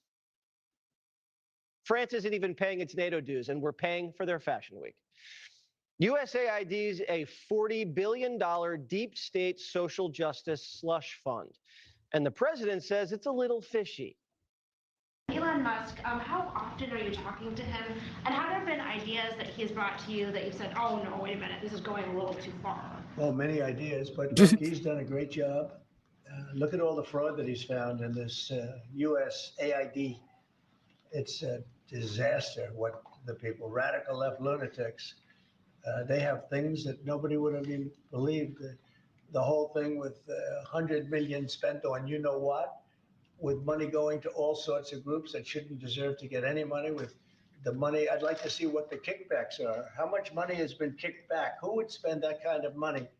USAID is an American intelligence cutout. They've been caught staging coup after coup across Latin America, funding paramilitary groups and getting kicked out of countries for subversive activities. The deeper we investigated USAID, the more it looks like a dark money Democrat super PAC. And if you take all of the executives from USAID, the Clinton Foundation, the Gates Foundation, the World Bank, the WHO, you get a Venn diagram that would tickle Kamala Harris. Burisma got a contract with USAID through Hunter. It was so shady that the Obama White House was like, nice try, and canceled it. Hunter's firm was repping clients who were trying to cash in on USAID disaster relief in Haiti. And by the way, the Clinton Foundation worked arm in arm with USAID in Haiti, and $1 billion disappeared, and Haiti is still Haiti. USAID was pouring billions into the hands of open borders groups. We were literally funding the invasion and buying them gift bags as they left. Wow. That was pretty good. As much as it's you know, I don't buy the two-party framework. I still appreciate that at the very least. And yeah, allegedly, according to Schellenberger, right, the CIA has ties to through USAID to the Trump impeachment, apparently. And that was an interesting segment as well.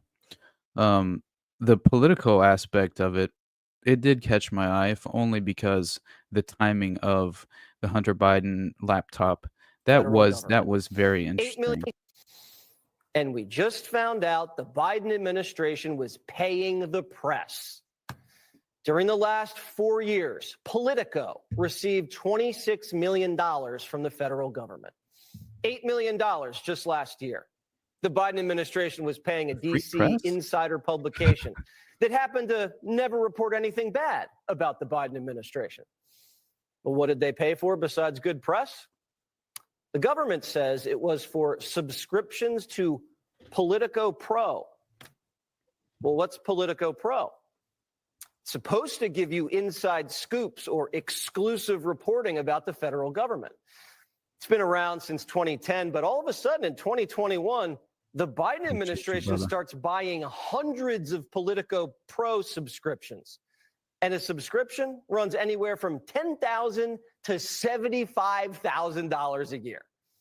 Those are like top tier country club dues. For $75,000, this exclusive reporting must be pretty good, right?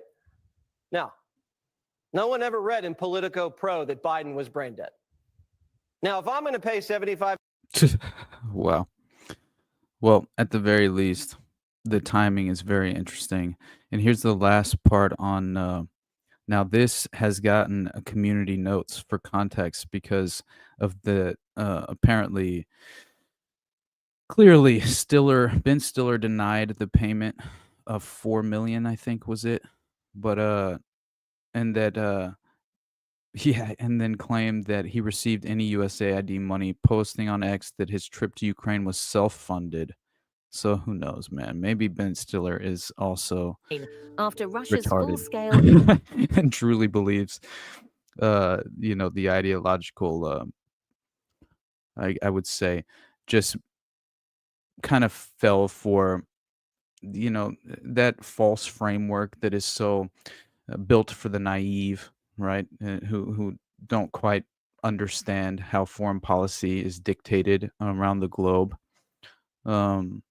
He could very much be just some vulnerable individual who is well-meaning and has good intentions, but is just living in a bubble. to Ukraine after Russia's full-scale invasion began.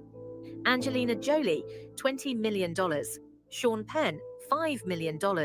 Jean-Claude Van Damme, $1.5 million. Orlando Bloom, $8 million. Ben Stiller, $4 million. This was done to increase Zelensky's popularity among foreign audiences, particularly in the United States. The involvement of celebrities made it easier to coordinate funding programs for Ukraine during visits to Ukraine after Interesting. Russia's full-scale. Well, who knows how legitimate that report is. It's like entertainment news anyway. But yeah, Elon referencing it in his spaces, he referenced USAID as a bowl of worms and beyond repair, which is the reason that I named the episode Bowl of Worms and Big Balls. But yeah, so I thought that those few things are at the very least. And by the way, Kanye says slavery is a choice again. And yeah, he would really appreciate if Donald Trump would. Oh, yeah. I love Hitler. Now what, bitches, says Kanye. And then he also says he's a Nazi. So he's definitely doing his thing. But yeah, it turns out, we really shouldn't be all that surprised at this point when it comes to the role of USAID. And so, I mean, it's been a cutout for the CIA and CIA activity. And so, I mean, Global Research has a whole article on basically the short list of USAID subversion operations that would be worth looking through. But there are so many different things you can point to: the black money and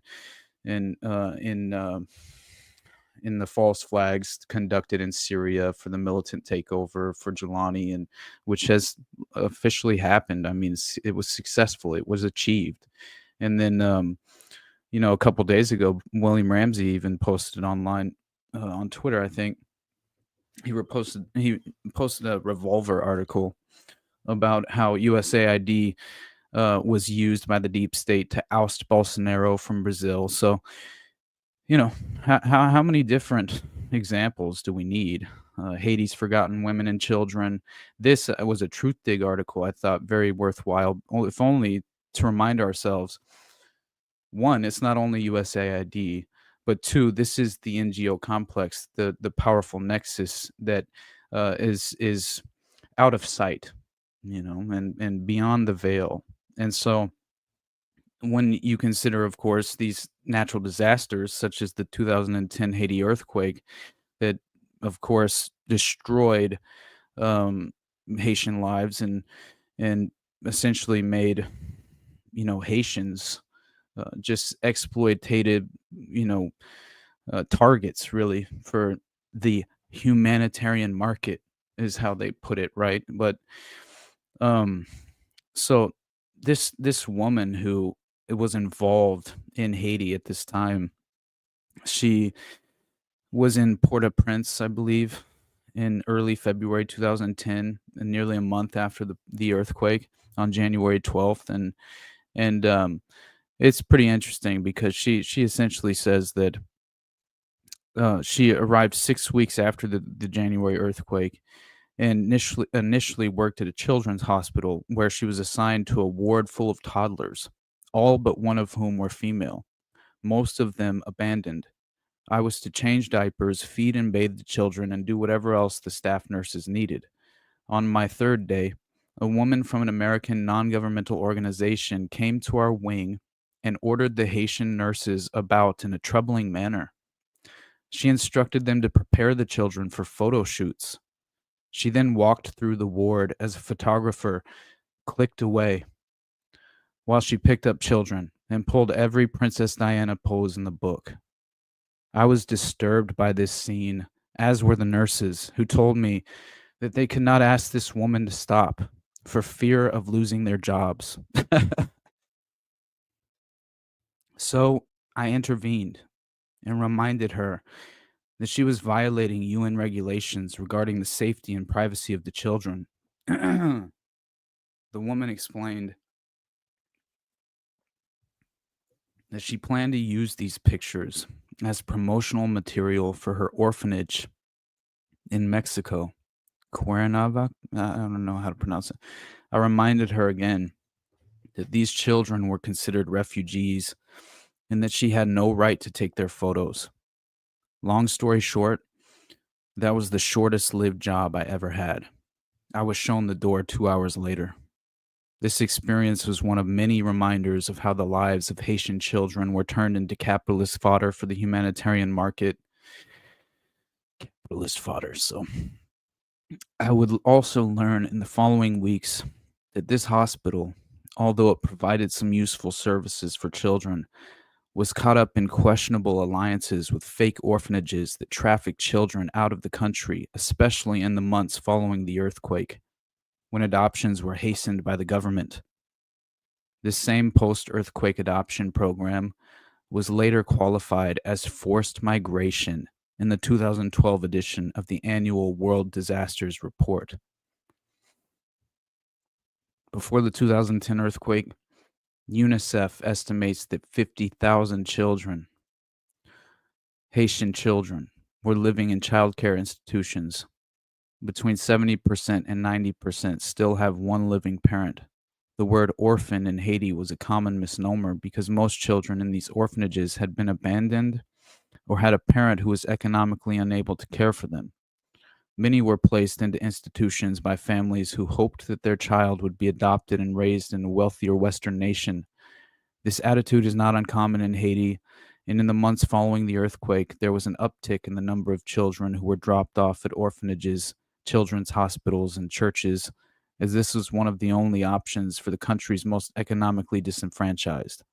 Among the children abandoned to orphanages and internationally adopted, females make up the largest percentage of trafficked children, and the vast majority of these female children are trafficked for the sole purpose of rape.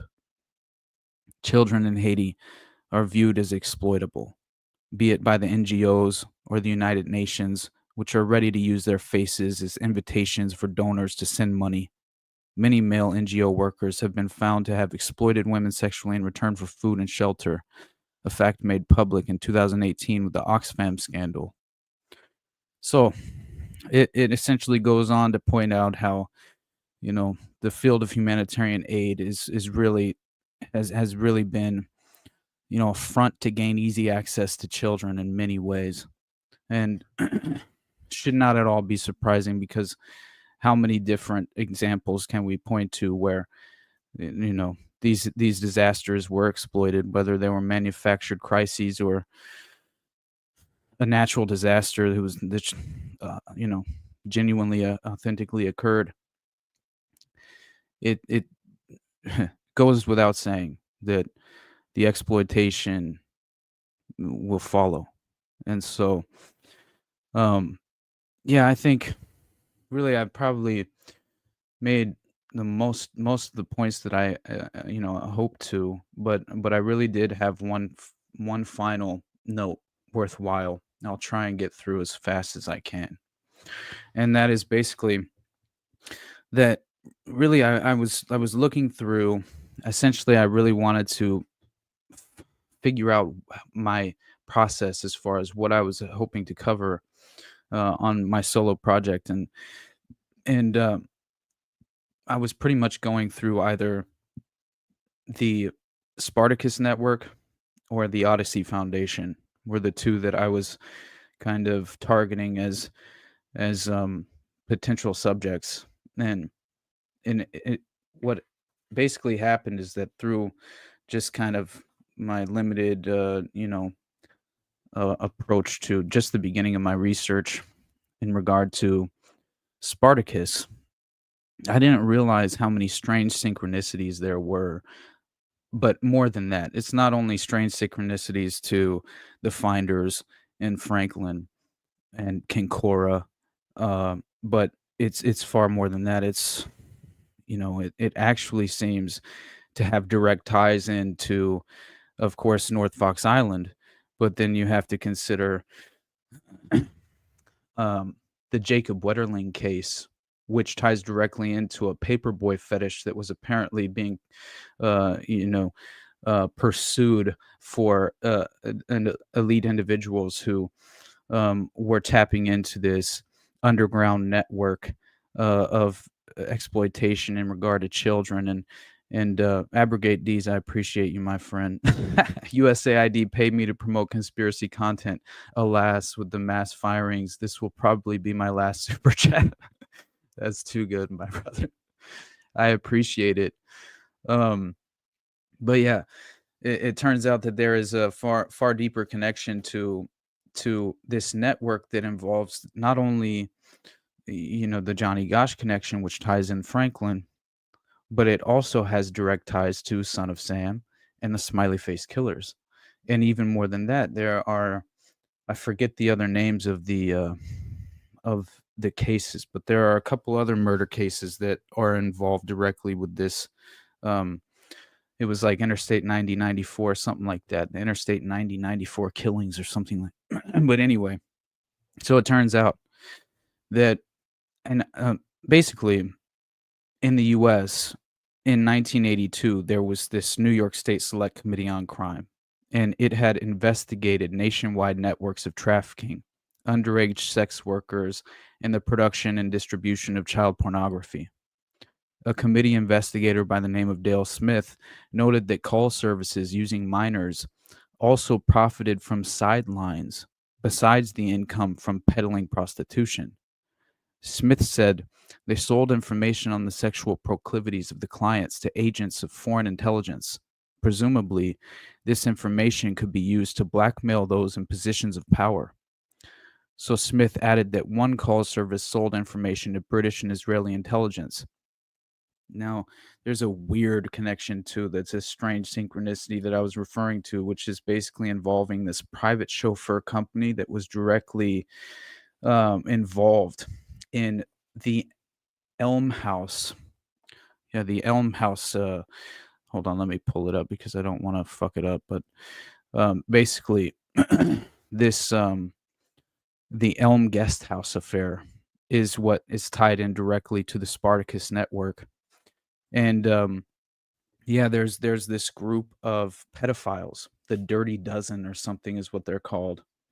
And they're part of this private chauffeur company that's directly involved with chauffeuring around elite government officials.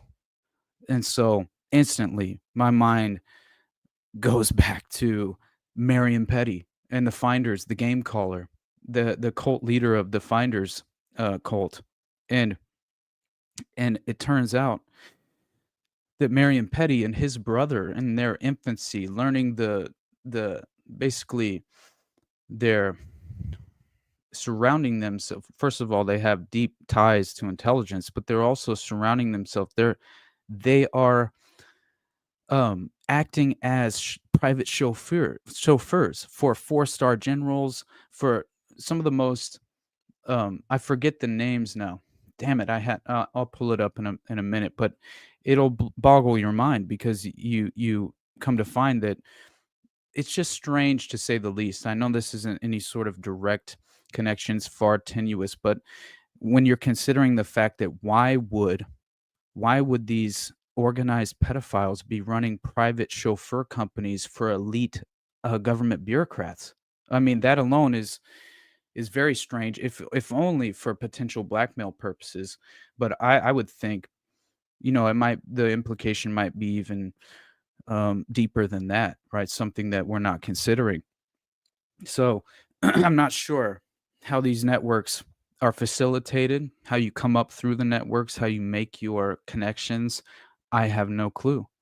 But anyway, this investigation of the sex industry began by the New York State and city, and so the city and state officials disclosed that they had begun a joint investigation of organized crime involvement in the Manhattan sex industry.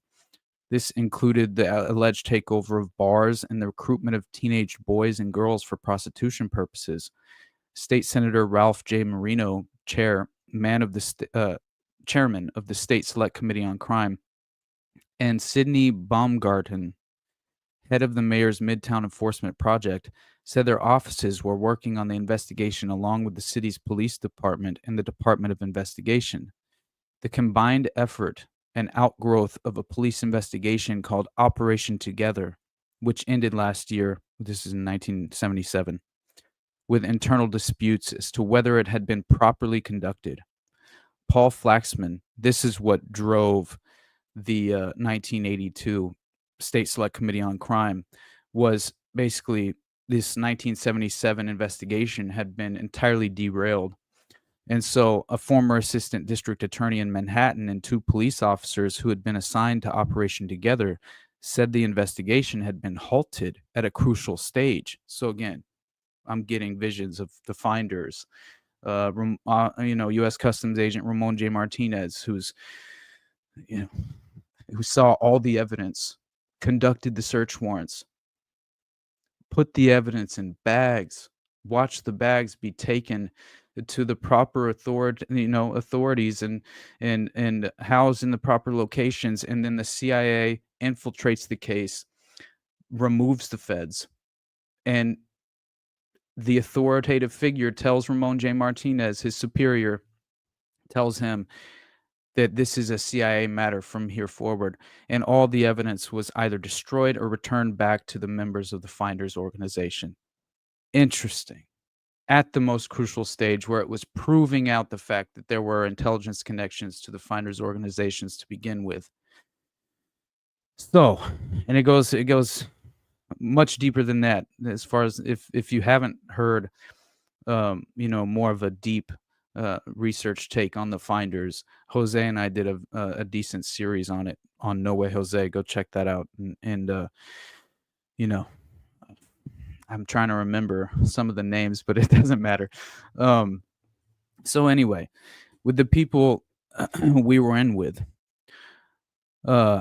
this case could have solved many murders, the investigators said. So allegedly, when major arrests and homicide and sex crime cases were possible. So that's when the investigation was halted at this crucial stage. Yeah, shout out to Derek Bros for sure, my friend. Derek Bros is amazing. He really did amazing work on this, on the Finders.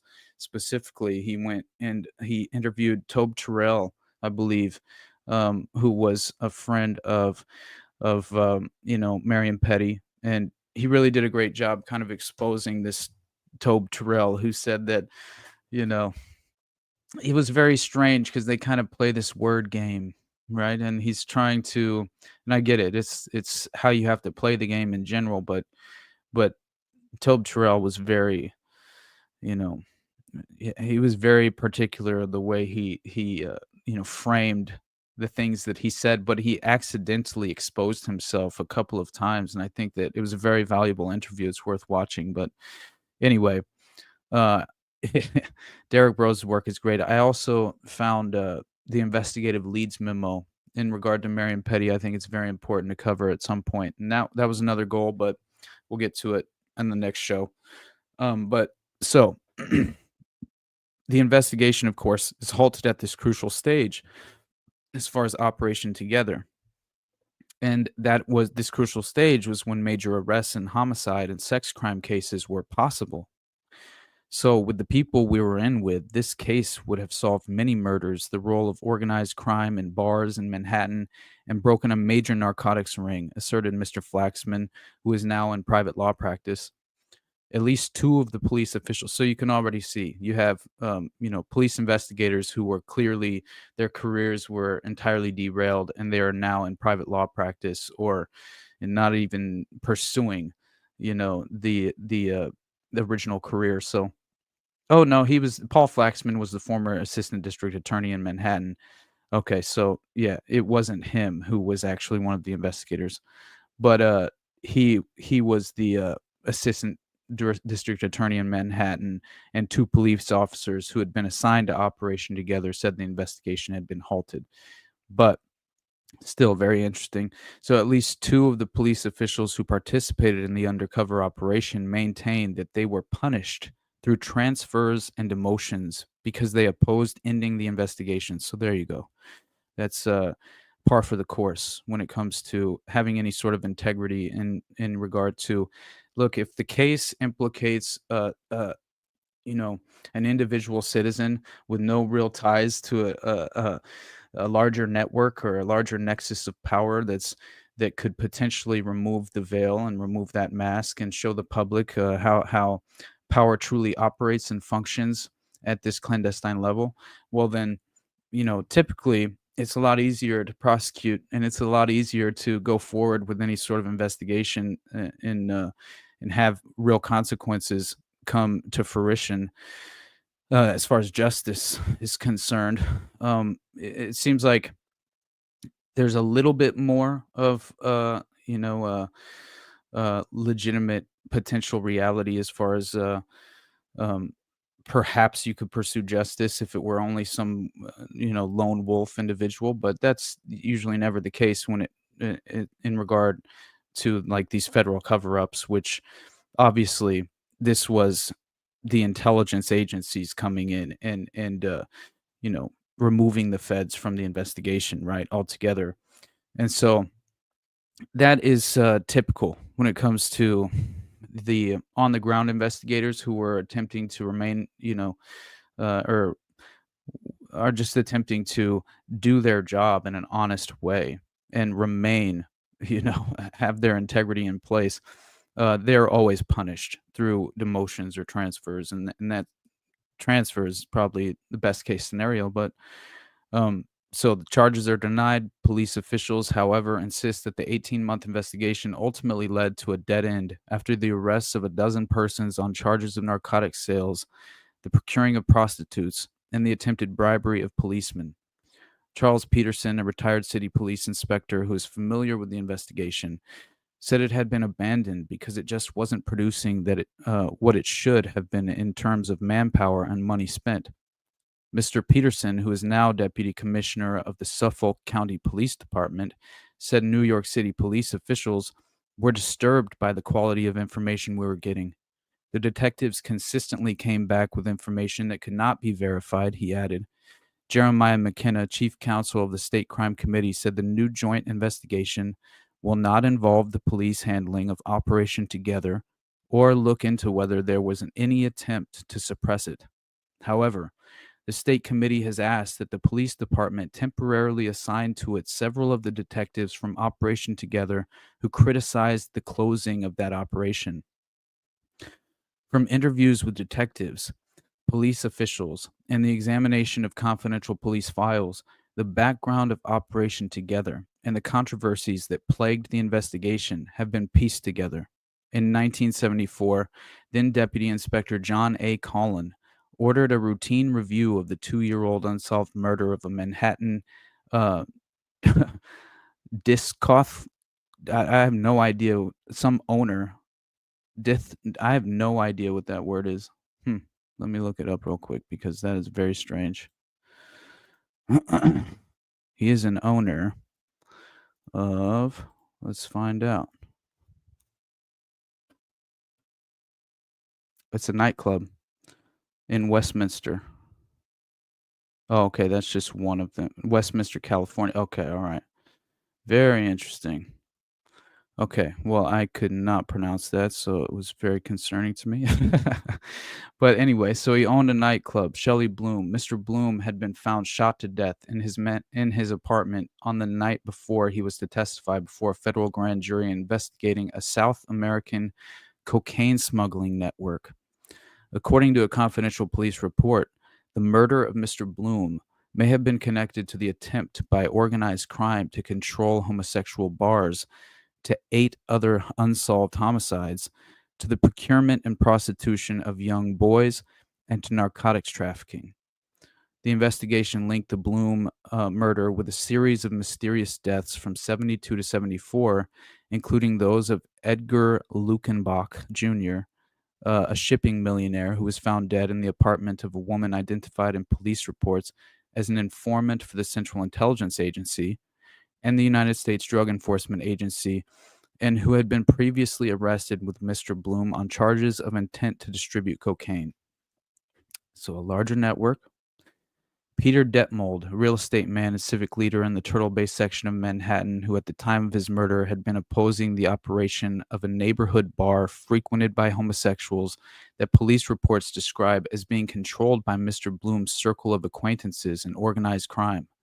Ronald Cabo, a hairdresser, John P.W. Birdsley, a socialite and writer, and his roommate, Donald McNiven, a copyright researcher, all of whom had been slashed to death and their bodies set afire, and all of whom were believed to have had business dealings with Mr. Bloom.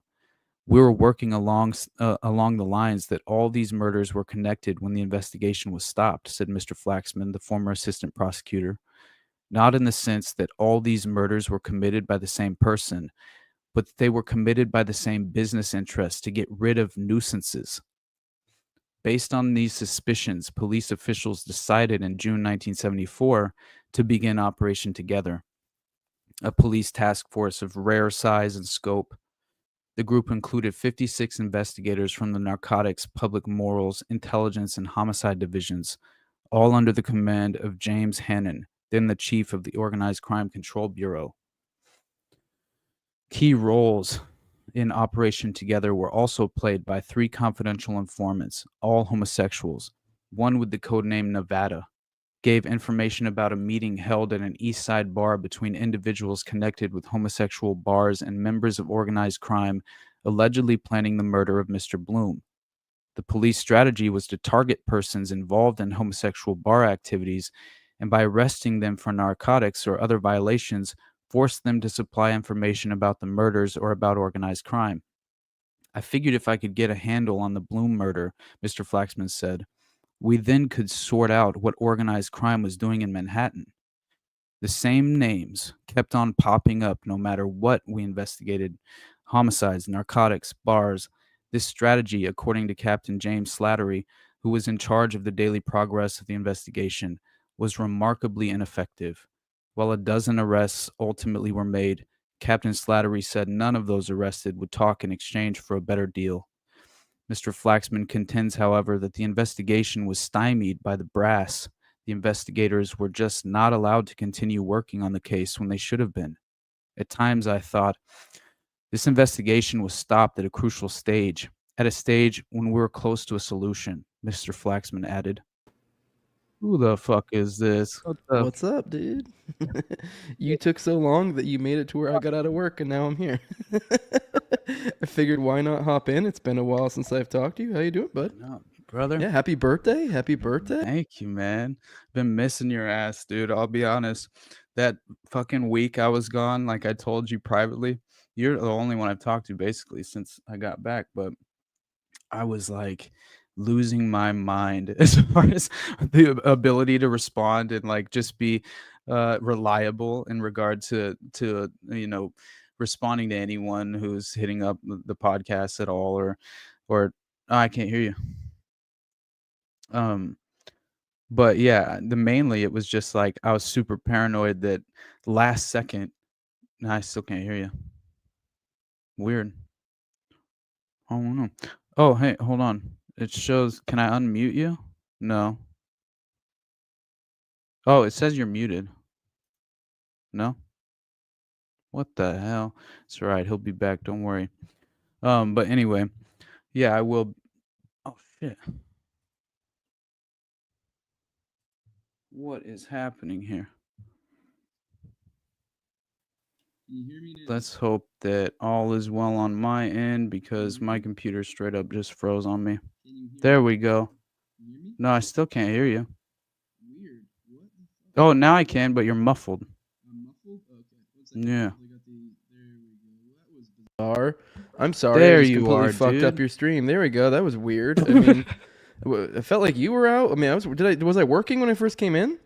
Yeah, it worked fine. Well, when you I didn't first do came in. anything, and I just shit out. So what the fuck? All right, whatever. Here we are. Sorry, I shouldn't have hopped in like this and thrown it off. But yeah, what's up, dude? Hey, Don't worry about it, man. No, I yeah, don't know what was mainly- caught when I came in because you said it was working, right? So Oh, you yeah, caught yeah, the it was first little good. bit. Okay, then after that it shit out. So all right, Nice. Yeah. But Yeah, all right, but sorry. Don't mean to mainly cut you off. I Keep just going. knew that Sam was going to promote TFH, right? And Yeah. just before the vacation. It was so crazy how that materialized too. It was so cool. Like I had just got off doing Already Dead the night before, right? And then so it was Wednesday. I was just expecting I had planned on going to pick up my buddy and his wife, right, from LAX.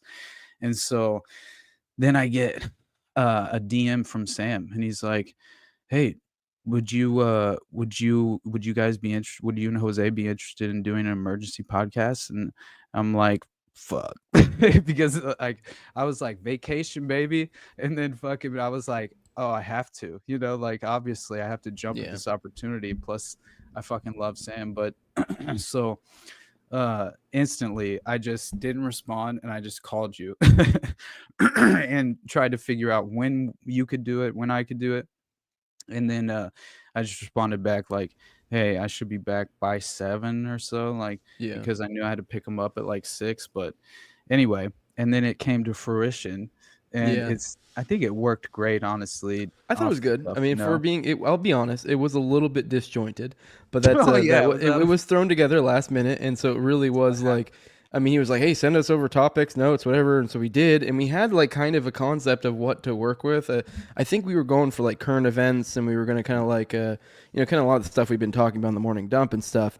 And then it just kind of ended up going in a few different weird like, I don't know. That's just how, I mean, anytime you go on tinfoil hat, that's kind of the nature of the beast. It is pretty disjointed. You can be prepared to go on a tangent on something you didn't expect to go on. But yeah, I mean, it was for what it was, thrown together last minute. Like it was good. I mean, I thought it was good overall. But I'm just saying, I do think we are still slated to come on like the end of this month, actually in a couple weeks. So like, and we actually had an idea, like we'd already had a topic set up and everything. So it's like, we're fucking, we're going to be, I mean, and it seemed like, I felt like we got good reception from from people. So like, they seem to like it too. So it's like, and if I'm like, cause the feeling I kind of got is like, in my head, I mean, not to say that anything bad or anything, it's like, I was like, damn, I was like, if it was like our topic, it would have been even better. And that's not bad. I mean, this was it's just the nature of what that episode was. It was like, hey guys, it was kind of like a check-in quick, like, let's do a podcast, like what's going on, what's current events. So it was kind of that, but I don't know. My point being is I am excited for now to have one that's like actually more prepared and ready. For sure. And it's going to be me and you. So it's like, I don't think we'll get some sort of weird curveball because also the first time on Tinfoil Hat, and this is once again not a complaint because these are kind of like Bob Ross happy accidents type thing. Right, dude. When I went on Tinfoil Hat the first time, I was supposed to come on to talk about Oklahoma City. And so I was ready. I had gone like what I've called Jose's Sage mode or whatever, where I just kind of was in just nothing but consuming like OKC content. And like just so like I was like ready to talk about it, like any which way we go. And then just so happened then like that day, I don't know why, and I think it seemed like it was just like something to do with the timing with a tour or something, that he just happened to have Eddie Bravo with him that day.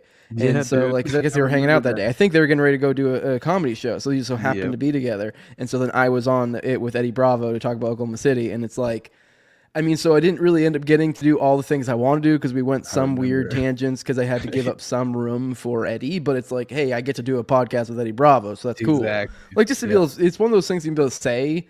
Not even that I'm like a huge Eddie Bravo fan, but just because it's like it's just a weird thing. Dude. It's a like a notch on your belt. Like, I did a podcast with Eddie Bravo. That's cool, dude.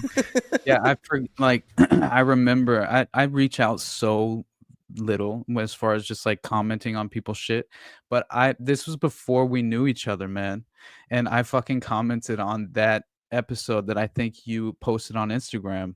And I was like, Jose's living my fucking dream, dude. Like over here, like honestly, because I was This is just your sitting dream, there, like, doggy. You're living it. That's so funny to me. But anyway, no, I do think it'll be perfect as far as like getting to have some sort of like, prepared vision that's a far more comprehensive, that's a lot less me going schizo as often, because I couldn't help myself a couple times. Well, with that, I think we need to, me and you, now that you're back, and I'm about to probably, I think especially next week, I'm gonna have a good little stretch where I'm gonna be doing a lot of these. I have been a lot, so I've been doing less work and more of these lately. Me and you need to kind of link up in these, and don't get me wrong, we'll cover content and stuff, but I do think maybe the last third or so we kind of talk, just literally just kind of almost brainstorm connections, maybe even find some sort of method of a note taking in the show, because part of the show, as I even said in the live chat earlier, is us kind of working our muscles. This is our process, part of it. So and then it's also a way that we get to hang out with the people. So I think that might be a good way we can start prepping. But I think we already have the idea, but we keep the concept that me and you had. This is I think one theme of our show we've had for a while in general, this concept that we're getting ready to prepare to show on Tinfoil Hat. So we keep getting new things that tie into it. So how do we? So I think now this will be a good time for us to kind of talk it through, and then in the couple weeks to come, and we kind of organize our thoughts so that when we can go on there, especially since it's already going to be chaotic, since we know it's a tinfoil hat. If we can process our thoughts here in these morning dumps, kind of maybe late, in the last thirds or so, we kind of brainstorm after we've covered whatever topics. I think we'll craft a really, really good episode. It'll be really cool, and it'll be fun because it's then our audience can kind of somewhat contribute into that for sure. That process as well. Dude, so I never would have came up with that wildfire jihad shit if I wasn't doing the morning streams, right? I never would have had that just ready to go. It's hitting the gym, dude. This is Raven said that was his thing about the daily stream, and it is. He's working a different way. He's working in PP poo poo, but this is working it in big brain. Riff for a second while I piss. Can I? Because I honestly, sure, yeah, guys. I want to keep talking for a little bit, but I do have to take a piss so bad. Actually, hold on one second. Let me find. I have something I want to bring up, but just give me a second. That way you vamp for a second while I find the thing I want to look. Because there's a correction I wanted to give about something I said on one of these morning dumps the other day. Let me see if I can find it. Here we go. Apologies, I am retarded, guys. Okay, go ahead, go pee, dude. I'm gonna bring up this thing. Here we go. I said on the show recently, I said that the golden beeper thing, and now to be fair to myself, I'm not sure if this was a reporting thing or if this is just people on Twitter wrong, or I just heard it wrong, one of those things. Because when I first heard this thing, actually we were talking about on Tower Gang, surprisingly, is when I heard about the whole golden beeper thing. Now originally I reported on it. I guess I say I reported, but I just talked about it on the live stream. What I talked about with you guys is that this was the word on the street was that Trump gifted Netanyahu a golden pager. No, in fact, it's seeing all the reporting I'm seeing now. So I'm not sure if it was if the reporting was wrong or what, but or if I'm just retarded. But no, it's actually the other way around, and it's a gift to. You can even see on here. There's a placard. It's kind of a cool little wood thing. It's gone, but I don't like the gold, but the gold with the wood. I don't like that look. But either way, it says to President Donald J. Trump, our greatest friend and greatest ally, Prime Minister Benjamin Netanyahu. Now this is from Netanyahu. Now that changes the way I kind of picture thing. This does seem like. I have a hard time believing Netanyahu would not see the inherent implied possible threat here, and so I think he's aware of it. I think because I had said at first that maybe because I thought it was Trump gave it to him, there was some sort of the idea of a mind fuck, here, kind of an implied thing, but no, it goes the other way. So now it does kind of lean more towards, even if you are trying to do deep, 5D level chess cope or whatever, looks like the cope kind of goes is falters here, and if anything, it leans the other way, and it looks like if anything that might have been Netanyahu making our president the bitch, him pulling the power move on him. So if you're trying to keep track of power moves between these two players, that looked like the power move against Trump, as opposed to, and when I said it yesterday, I said it wrong, as if it was a power move the other way. So yeah, I mean, I don't know. It is wild though that Israel would do this. I don't know. Right. I don't know if you have any. I mean, it just seems ballsy to me for Netanyahu to gift Trump a golden pager without knowing the inherent possible way that could be perceived as an implied threat. You know what I mean? For sure, dude.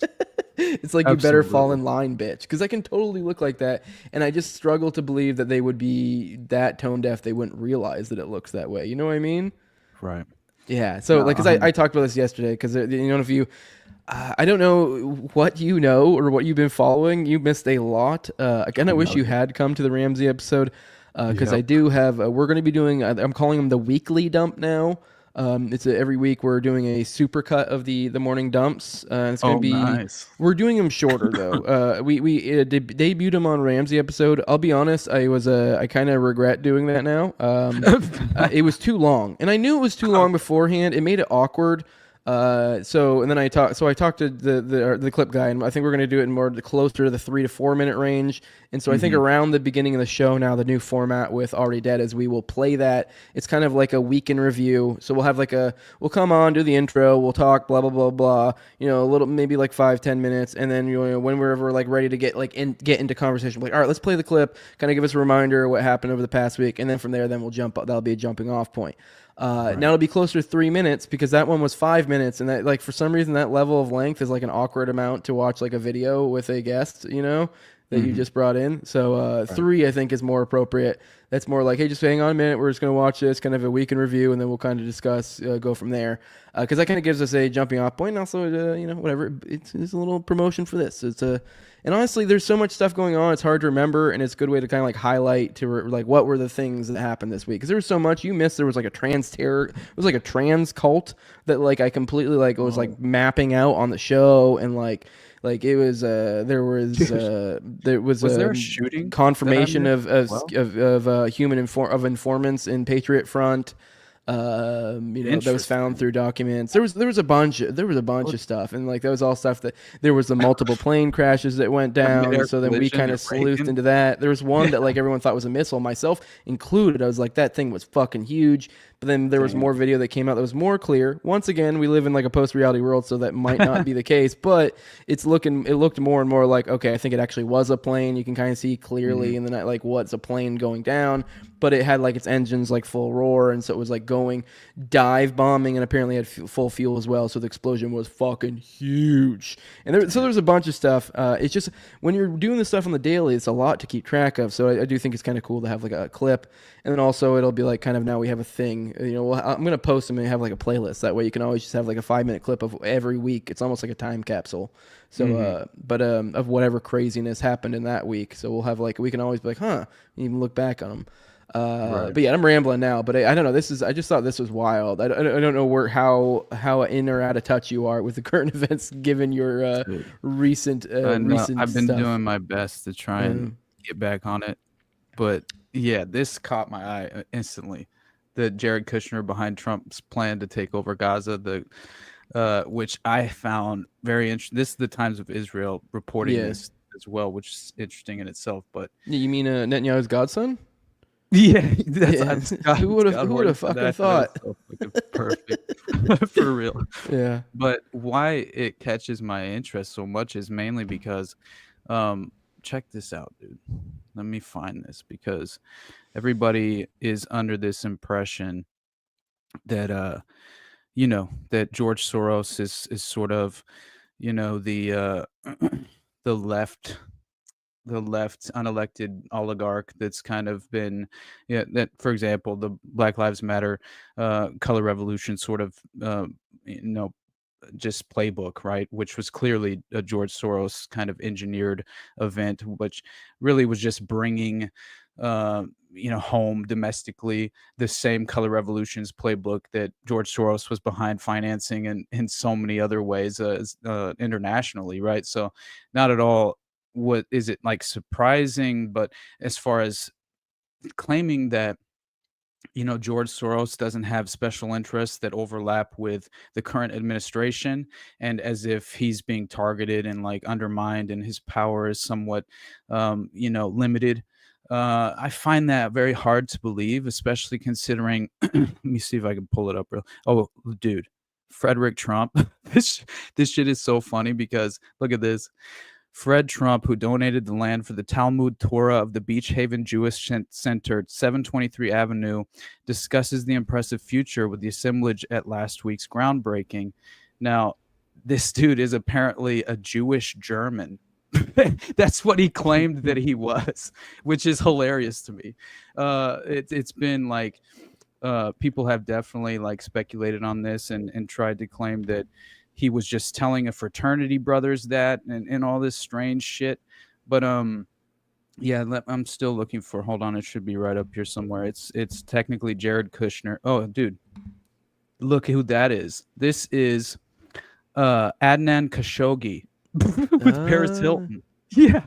Wait, was he the one? I always mix up. There's two Khashoggis, and aren't they related? There's the one who got like cut up to pieces, and there's the one that's like that's super linked up with like Maxwell and all those people. But they're related, right? Yes, they are related, Yeah. and the connections do not dissipate between brotherhood. You know what I mean? Like that. Yeah, That's one all was a I'm saying. journalist, right? Is it? So was this? I Yeah. wonder if this was supposed to be like always perceived This as some sort of is like not the Woodward and journalist. Bernstein thing of like, oh, I Right. wonder where he gets all these scoops, and you're like, This dude, your is fucking fucking brother's scoop. literally a blackmail actor. Exactly.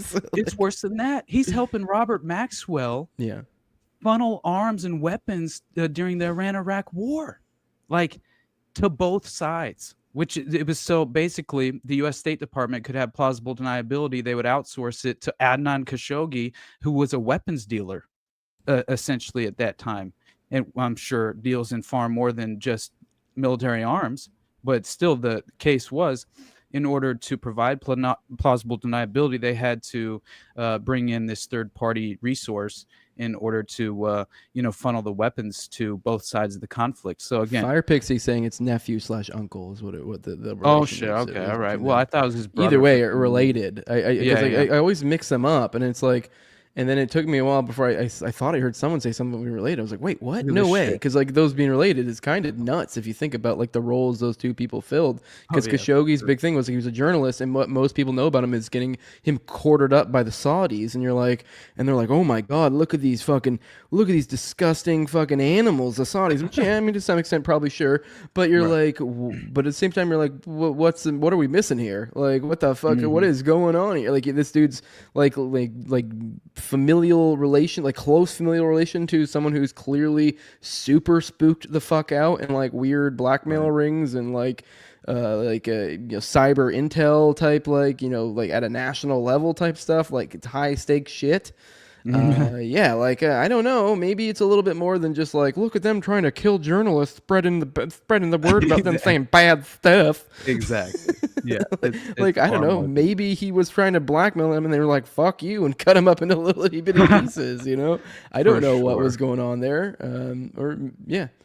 I know that the perception, I feel like for most people, that one is that it was some sort of weird like Saudis hate journalists type thing, and you're like, I think there's a little more of the story now, knowing all this. Right. Yeah. There is Trump, and that right here is Robert Maxwell, right? Mhm. I find that interesting because it's not the only time. Here is the Well, St. scroll Louis back down. Post Scroll back down. Dispatch. Who's that next to him? Is that who's that? Is that Cone? I forget. No, the No, one next to Roy Maxwell. Cohn's not here. Who's that Yeah, guy? I He don't- looks familiar. This guy? I know, Yeah, man. I'm he not looks sure who super the rest familiar. in the picture are. I only know Trump and Maxwell off just face recognition, but this right here is very interesting because this is that newspaper article I was talking about, where Wednesday, May 17th, 1989, on their toes. One thing about the party aboard British media mogul Robert Maxwell's yacht, everybody had to doff their shoes before boarding the plush carpeted Lady Ghislaine. Maxwell insisted, and his guests cooperated, including Donald Trump, minus Ivana, who has a much bigger yacht, which I thought was hilarious. Appreciate you. much bigger yacht, and was happy to compare them with Maxwell. Isn't that the funniest fucking way? I'm just like, oh my God. But guests sipped champagne, nibbled caviar flown in from Paris on the Concorde, and salmon served from the vessel's stores by shoeless waiters. There was John Tower, former senator and thumb-down defense secretary, ex-Navy secretary John Lehman, now with Payne, Weber, lawyer Tom Bolin, literary agent Mark Janklow, UN envoy Thomas Pickering, Peter Calicow, I don't know, owner of the New York Post, Maxwell's daughter Ghislaine, and Max's niece Helene Atkin of Macmillan, the publishing house Maxwell recently took over. Oh yeah, that's right. I forgot that he published Macmillan. Isn't Macmillan like is that one of the ones who publishes like all of our school literature and stuff? I believe Or- it was. I Yeah, think they do that was- something like that, right? Yeah, I'm Yeah, it pretty sure sounds that was the familiar. impression I had. Yeah. And but I didn't realize Robert Maxwell was 300 fucking pounds. Yeah, fat fuck. Went over the guest list personally. No one could tell who didn't make the final invitation list, but we do know that Martha Smilgus of Time was invited and then disinvited. She wrote the profile of Maxwell for the magazine, which he apparently did not like. Martha but that alone, Smagless sounds like a hideous bitch. right? There's just so many fucking pictures of them together, man. Yeah. Like that's what's so insane to I mean, me. yeah, they are running in the same circles, but I mean, like, I Dude, don't know. I but mean, I'm it's- by no here we go. means am I a Trump, like, but it is like I just can't be an apologist until this is explained. You I know the connections, I know like the cone, but it's like I still am But it's like I've worse always than been that. waiting for It's something really to come Rothschild. out, you know? Yeah, no, I mean, again, Like, is he this just is that is Michael he just that Collins slick Piper. that he's just not, or is he just to where he's like a Luciferian type of mentality to where it's I like, just but think he he's, doesn't want to partake of that sort of stuff, but he just knows of it and doesn't care, or No, I honestly, I know. don't think. I think the illusion of power, the public perception of who you are, the treatment alone, the larger than life personalities, all of these things are very useful as a tool for the elite unelected bureaucrats who are consistently trying to maintain or at least restructure the current system to provide even more power to the power brokers, which is inevitably usually what happens, right? They provide some false alternative to the public when in reality they do the bait and switch, and inevitably we usher through and facilitate a more totalitarian system. And so I'm unfortunately under the impression that, first of all, I think it's ridiculous to imagine that one individual can really restructure the entire system itself. I don't think that's how the system is even structured to begin with. One individual doesn't have the power to do such a thing. And there are all these fail safes in place to make certain of that, right? And I think that we have more than one example of that as well. And I think the role of the president is, to provide, right? Basically, they are the window dressing for public perception, obviously. And so, but again, you already know my perspective on. Yeah, I mean, this is all the like really we two-party should be like, paradigm. what is Miriam Adelson thinking? What is she doing right now? 100%. Like, why is she being so cool in some of this domestic stuff? What's the end game? What's What's going on in Miriam Adelson's mind? When it sort of is like he got so much good press in regard to the sort of what looked like a de-escalation in a way in Gaza for that brief moment where the transition was taking Mhm. place, that it's like, oh my God, I felt like that was the calm before the storm, Mhm. right before the real inevitable. I still don't know how this plays out. We're still in a weird. They're calling for ethnic cleansing. to They shoot the are, rebranded but version, like, yeah. I mean, I followed this over the past week, but like, I mean, what we covered the photos. I'll have to play. I actually have it dialed up.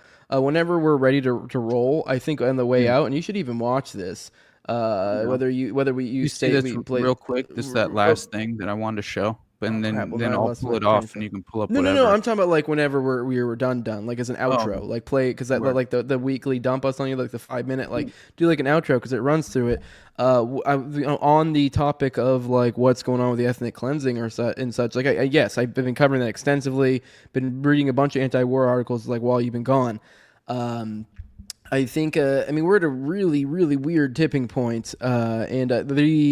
So far as like whether, I mean, yes, they have been pushing for it, but whether they're going to be able to is another story. For one, Hamas is completely back where it was. Like, so far as numbers, they are at the same, if not more, or marginally less. Like, that's where they're at. They've, despite that place being completely destroyed, they gained 15,000 Hamas fighters in the course of this entire thing, and that essentially replenished the fighters they lost, supposedly.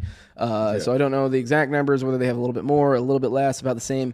But roughly, this meant nothing to them, except for radicalize a shitload of people, understandably, to be like, you know what, I would like to take up violence. Violence sounds nice. Right. I totally understand that input. That 100%. But you know, people are aware that, like, oh, ethnic cleansing, that's basically the same, the status quo as before. Like, if they just moved, this would all stop. Like, I mean, this would be done. Like, I'm not. That's not an endorsement of that. I'm just saying this has always been the move. So this is de facto. But what I'm getting at is, you've seen there were photos that really gave the full breadth of the amount of people returning and the degree of like human spirit of like, fuck you, we're not leaving. It was like some crazy hordes of masses of people you can see coming back to Gaza when they were like allowed them, like this during the like time. Right, this is when you left. It's like right around the time of the ceasefire and people returning. So it's like, I think we're literally basically starting over. They got a chance to kind of recoup. They got a bunch of aid trucks in there now. I mean, yes, Israel's not perfectly following the peace deal as is. They're still destroying buildings here and there, and they've probably killed a few dozen people still, but it's still nowhere near where they were. And so it's like, and they've actually gotten aid. There was like a period of time where I think it was like a month or two where there was like a single digits, I think less than 5 aid trucks that made it through. And it was worse than that. They were camping out. Remember the aid packages? Yeah, there were children freezing to death. Like, I don't know, it was starvation. So this was like such a godsend, just to have a moment, just to and they've all come back, and they're all basically being like, "Fuck you, we're not going." Like, and that's kind of the spirit it seems to be. I mean, don't get me wrong. I mean, to some extent, there's probably some people that might leave, but like out of just a survival instinct. But I really don't think they're going to. So I think like any sort of push for this is just going to return to hostilities, and we're back in the same spot. I just don't know. Something's got to give at some point. I just don't think we're going to be able to keep.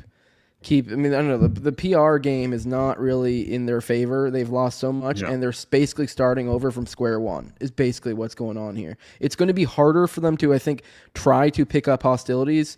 Then I don't know. I mean, it's going to be harder and harder to justify returning hostilities the more that time can drag on and not have hostilities, because there's more of people returning. There's more of kind of like people kind of settling in the fact of the matter. You're getting further away from that like emotional, like, like, oh my God, October 7th. You're getting farther away from that because we had this break.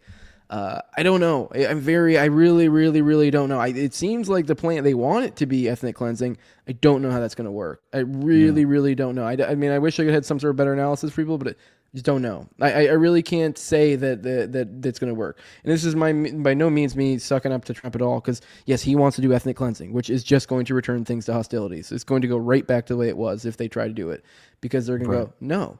And they're like, well, okay, then we're going to blow up some buildings and you're back to square one. So weren't there some U.S. officials who were kind of backpedaling after his statement, the U.S. will take over the Gaza Strip?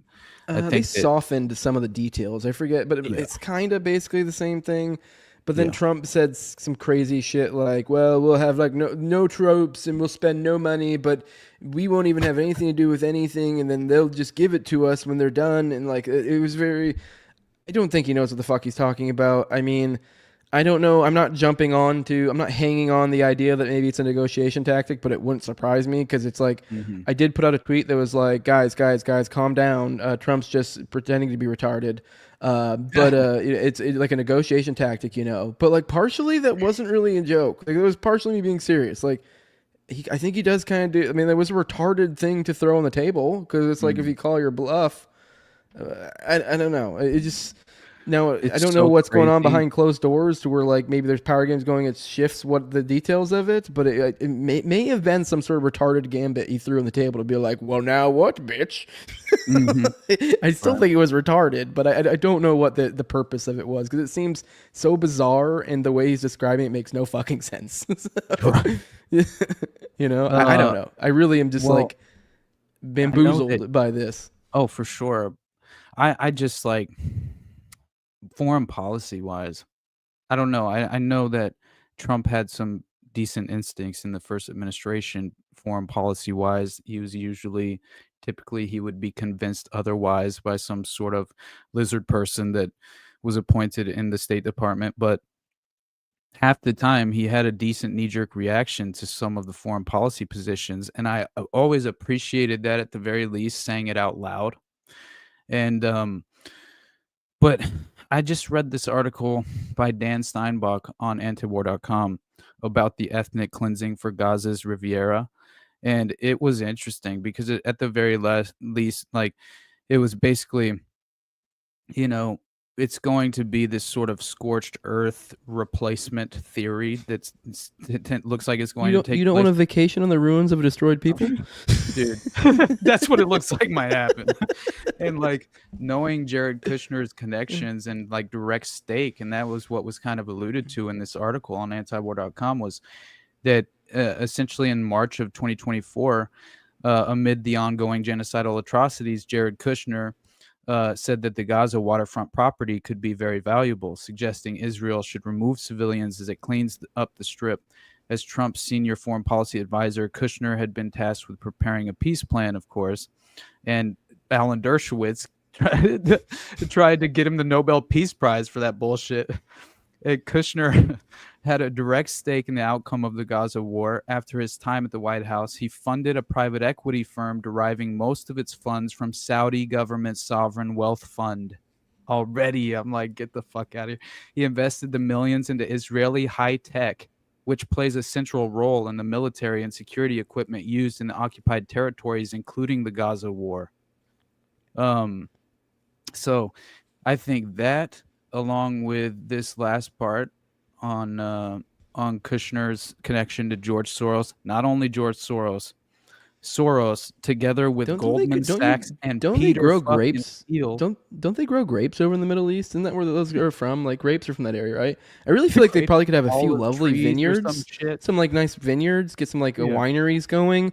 Like I think like the blood of the innocent would just like really bring out the sweetness, like a very unique my flavor. Like as you're like swishing it around. Very unique wine, absolutely. I'm sure it's extremely valuable. Not only I can taste the is, suffering of the 2-year-old child.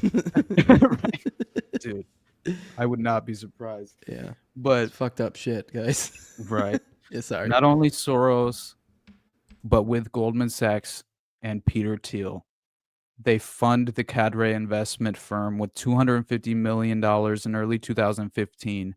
Kushner, of course, forgot to disclose that he is indebted for more than $1 billion from 20 investors, including Blackstone Group, Blackstone Capital, Larry Fink, the emperor of all mankind, and Bank of America, Citigroup, who, if anyone needs to remember, you can go back to Obama's little Citigroup email that proved, the WikiLeaks proved that, Citigroup chose his full administration. They chose everybody in his cabinet, right? And he confirmed every fucking one of them on the list that was given to him by Citigroup. These guys, they're controlled by special interests, man. Like, there's no way around that. And so UBS, Deutsche Bank, and Royal Bank of Scotland. So Illuminati confirmed. Fuck Jared Kushner. Right, this cadre investment firm, I'm sure, is some sort of way to, again, profit and exploit the plight of the Palestinian people, and that's par for the course in regard to a foreign policy and how it's conducted on the world stage. Is that your last topic, bud? Yeah, I think so. All right. Probably. There's one more thing I wanted to bring up before we get out of here, and then I roll that video for you because I do think that video, like if you look closely, you can even like or we can talk after. I think it'll be a quick little recap for you. But let me set this up. I'm gonna bring one more. This is actually something that as I was like pulling in to get in the stream with you, Ken posted, and it was pretty friggin' important. So I open the screen already. All right, here we go. So this is in Washington Post. A secret UK order demands Apple allow access to all cloud content from users worldwide. The British government's undisclosed order issued last month requires blanket capability to view fully encrypted material and has no known precedent in major democracies. So this is Ken says they published an extremely important story today about a secret UK order for Apple. I guess they tried to do it secret to provide it with total access to all user data on the cloud, an order that would implicate Americans in the entire world. The Post rightly notes the UK order has no known precedent in major democracies. This is China-level domestic surveillance. I'll have it right up soon. I'll keep an eye out for his story. I don't know. I think I might be in here tomorrow. I don't know. My weekends are kind of like up in the air. Really, it's just kind of play it by ear on the day of. When I wake up, I'm like, hey, what's going on? So I might. I don't know what your deal is, but I might actually end up. You know what? I'm gonna fucking actually I already have it bookmarked. So I'll probably read. No, I'll bookmark this too.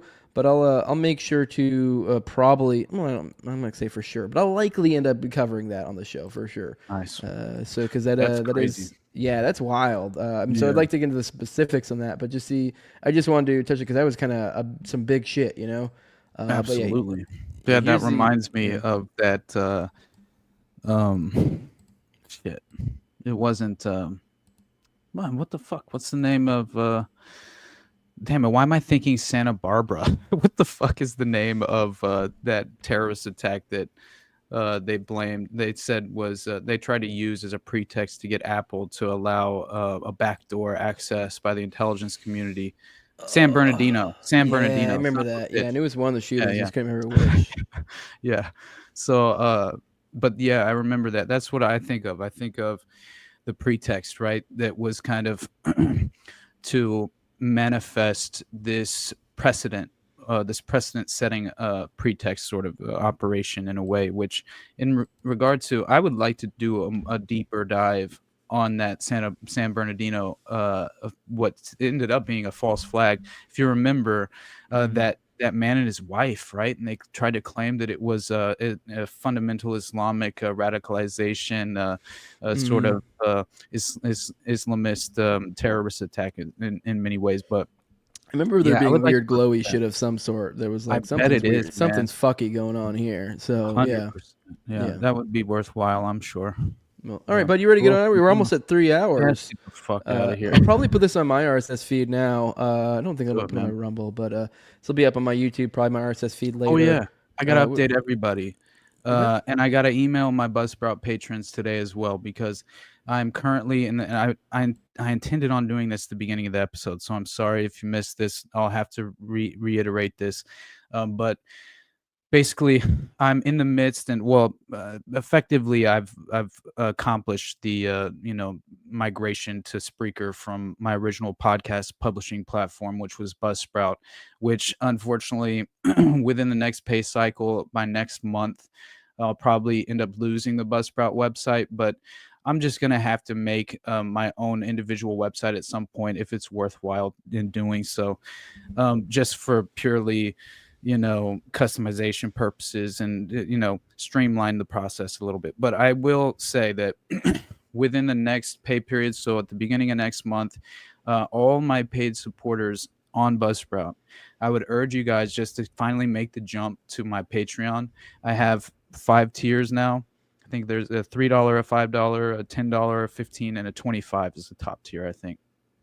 And I don't know how, I did my best trying to make those tiers, and I'll add things in the future as well, more incentives. I think as soon as I figure out how to reliably create some merch without losing money, I'll try and offer that as a potential option as well in maybe the top tier. But beyond that, Yeah, I just was going to urge everybody to kind of jump over to the Patreon, decide which tier you'd like to be a part of. It would be a lot easier for me instead of having everyone in two places or whatever the case is. But the Spreaker, you can also support me. What did you set your Spreaker support level at? Because I just did mine for like, there was only a one time. I don't know if I even really did anything with it because I don't know. Okay. I don't know to what extent people really use your Buzzsprout thing, but so far as podcast specific host payment options, I don't feel like people typically take advantage of them. Usually it's going to be your specific like actual things like a Patreon that's like for that purpose. I think mainly because I didn't have a Patreon for a while. Right. So like I at least accumulated like some core supporters. Okay. You know, from just the Buzzsprout alone. So I know some people use Spotify and do the same thing. I never went that route, so I don't know. I can't really speak to it. Okay. But I'm just gonna have to email everyone, and I'll shoot you links to the Patreon as well. Try and make it easier on you. I know it's annoying trying to transition and go through that process, but it should be very easy. And I have to say thank you so much. I'm forever grateful for your support, you guys, and my Buzzsprout supporters are kind of my day one supporters. So nothing but love. I didn't mean to make this difficult on you, but I think at least I'll provide the email with a link. So anyway, beyond that, I think going forward, I think it's best for the show anyway, because I shouldn't run into any sort of, content ceiling or anything like that as far as creating new content. So that's I appreciate you guys. But yeah, that's really the major update that I wanted to let everybody know. So that's basically it. Want to remind them where they can find you at, bud? Once again, as I think I said in the stream, this is a great place to kind of work our muscles, practice. So like these, we're doing them daily. They're not always going to be great. We're going to ramble.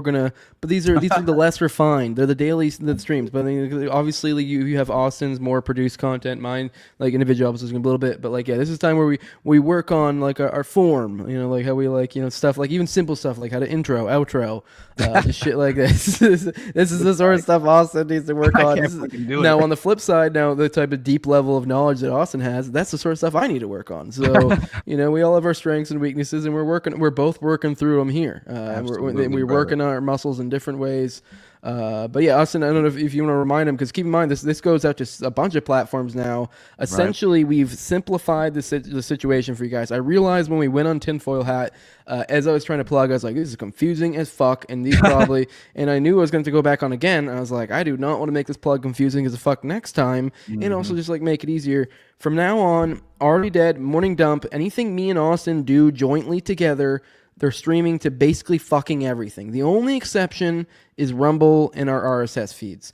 Rumble, the only reason with Rumble is just because it doesn't like pair up to StreamYard the same way other things do. So I can't like create a stream on Austin's Rumble if I'm doing it and he's not. So it is what it is, whatever. Maybe in the future Rumble will upgrade it, because actually we've gone to a point where I notice I probably get more Rumble chats than I do a YouTube. So like I'm becoming more and more Rumble heavy than I am YouTube. So I'm grateful for that. So hopefully they patch that, and so that maybe we can just dual stream to both of our Rumbles all the time. But we're going out to both our X's, both our Rumbles, both our YouTubes. So if you're watching on the No Way Jose podcast, you can also make sure you're also subscribed to the Underclass podcast on YouTube or Rumble or X or whatever given thing you do. I know on X you're something different, so we definitely need to streamline our plugs that way, because you got to let people know where to find you at. So if you're watching on my platforms, be aware of Austin's platforms, because he puts out great content that you're not going to get on mine, and vice versa. So yeah, Austin, let me know where they can find you at.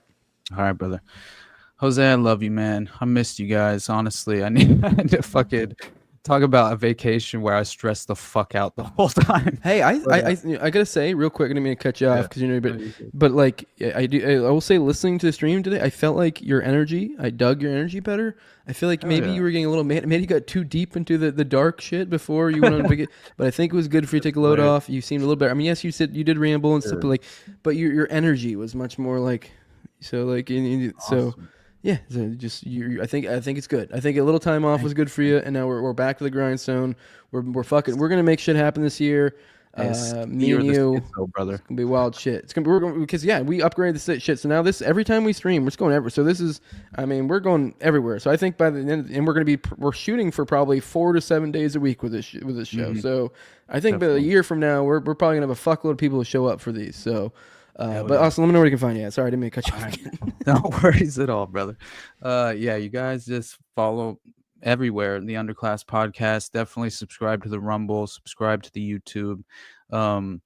The RSS, that none of them should be affected. It should all be legit. And I posted the past 2 already deads yesterday, so it seemed to be working fine. But yeah, and then follow me on Twitter at Underclass Pod or at Theater Thug AWP. And then Instagram is at the Underclass Podcast. Yeah, and if you guys Patreon, go support the Patreon. Hell yeah, dude! And if you are, if you're listening on over on one of Austin's platforms and you hadn't checked out any of mine, I have the No Way Jose YouTube channel. I also have the No Way Jose Rumble channel. You can follow me on Twitter at TowerGangJose. Streams to all those different spots. Also, I'm on all the audio podcatchers, so you can listen to it after. Obviously, it doesn't go live on an RSS feed because that's not how that works. But if I mean, almost as soon as we're done with these, within an hour or two, they usually go up. So if you want to listen to it after, you can do that too. We have added, at least I did while Austin was gone. So maybe I'm guessing Austin will probably start doing them too. We're putting timestamps in because a lot of people, you guys requested. So keep that in mind. You can kind of jump in. This is a long stream, but we'll have every topic you can jump, to your heart's desire to and from. But if you do want to support what I'm doing, you can do it over at patreon.com/NoWayJose2020. The lowest level is $2. The highest level is my sponsors. But the low level, you can get the early access to my weekly episodes. I do the one like usually topic driven episode, the No Way Jose's. You can also get to where you can be a talking head on me and Austin's weekly Already Dead series, which is a live stream we do on Tuesdays at 9:30 p.m. Eastern. That allows you to be a talking head on there on the call-in portion, and that gives you access to an ad-free RSS feed. I also drop them there. You can either listen to them on Patreon or on your RSS feed of your desire with the link that you get there. Because I know a lot of people don't like the ads there, but you can get ad free if you just $2, and then all my content's then ad free at that point forward. But my highest levels for my sponsors, I read them off every episode of my co-host on Tower Gang at Tower Gang Toad. Also have at Abrogate D's at ZOVERICK at _Infinite Zeal. Also have Tim Tuttle at John Klebold. The Will Bell's Delicious Blueberry Wine. And the big fan of the show, Tor May, and then at INWARD Lover. I also already told you, make sure to like, share, and subscribe. If you're watching this, make sure to like. It really helps out a lot. If you're listening to this, make sure to leave us 5-star reviews. Helps us big time.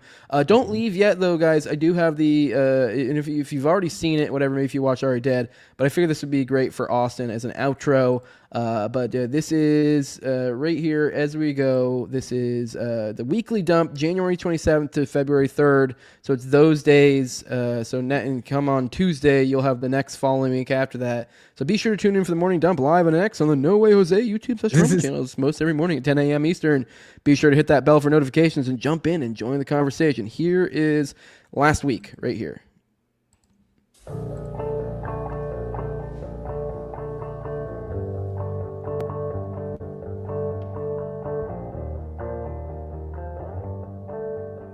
Like it. Let's get into this. We're definitely going to hit the main beat of this, the Sam Altman stuff. I've been telling you guys, Altman, Oracle, Ellison, OpenAI, all the different shit. I would like to look into the kind of the especially kind of the basics, the kind of the who the fuck are these people type stuff. So if any of you guys see threads, articles, etc., videos, whatever that kind of give us insight into that, feel free to tag me, put it in the Rumble chat, whatever. Because I am that is something I'm interested in. This is a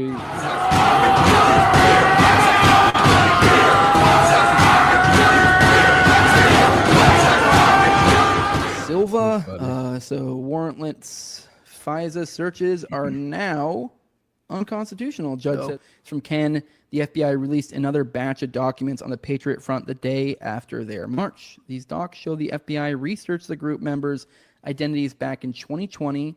Using a CHS,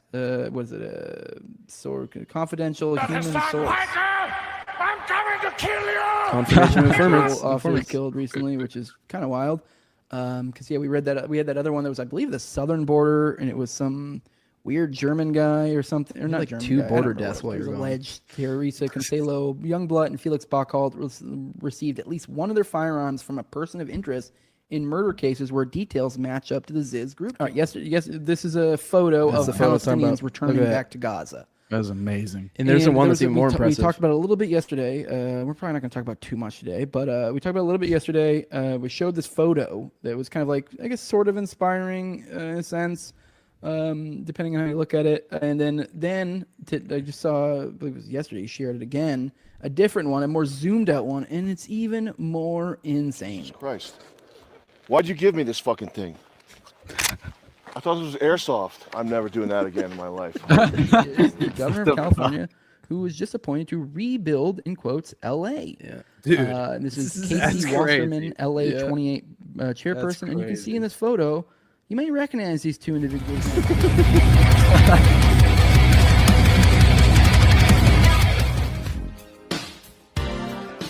Strengthening of Al Oh, I Qaeda love that and other song. Islamist Mhm. jihadist groups, and strengthening Iran. Laney killed it with the Like a intros. chair. And Wow. yeah, it's just weird how the world works. Weird little Did things. the surveillance deep dive. Anyways, he did a Substack surveillance recording show OKC bombings. This is a post he made. Here's a video. I mean, we'll go into the thing. It's down here, but he's got a couple videos before we go into it. Here's Danny Coulson, who I've told you guys about. As you can see here, objection overruled. Go ahead. For most politicians to have. Anyways, here is here's something from Boltzmann Booty. Adina Moshe, one of the old ladies that was taken prisoner by Hamas on October 7th and then released the next month, says, I claimed and continue to claim that this was treason. Some high-ranking official or some person was very connected to the army, decided to do something. I think we solved it. According to Fox News, the pilot in command of the military helicopter involved in last night's crash near D.C. was a woman.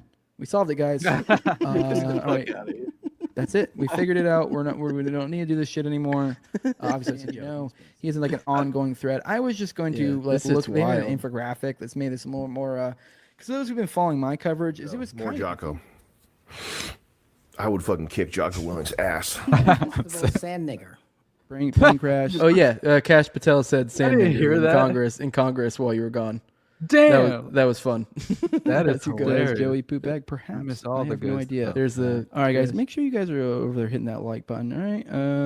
Let me see. All right, here we go. Here is from one of you guys. He says, I was just talking about continuity of government yesterday in different contexts. My buddy Black Eye, General Milley, was in charge of continuity of government at some point. If Maybe a memory serves. videotape. Maybe Barack Obama is gay. Maybe. Information provided by the FBI's confidential source, NBC. Here's that video I was telling you about. Look, you can see it. See the top right there, like very top right. Oh, did you not see that? Where is that? That was in Philly while you were gone. That happened. Oh my god! And like, no. you got to see some of the other like videos. It looked like it was like huge, and like it looked like it was like it really like all us parapolitical people were like, that's a fucking missile, and then this was probably the best video that like, I mean, like, if we don't show it here, but he zooms in, you can really tell. Like, you can see the lights, you can see the outline of the plane. You're like, okay. I mean, I guess theoretically, if they are going full speed, like full engines into the ground with full fuel, it will like basically be like a missile because it's like. But the problem is usually when things crash, they just crash. They don't like. Right. You know, like no one fucking like usually speeds down, you know, because I mean, there's like terminal velocity. You literally top out how fast you can go, and so most planes probably don't even reach terminal velocity before they fucking hit it. All right, let's keep going though. But we got like 30 more seconds.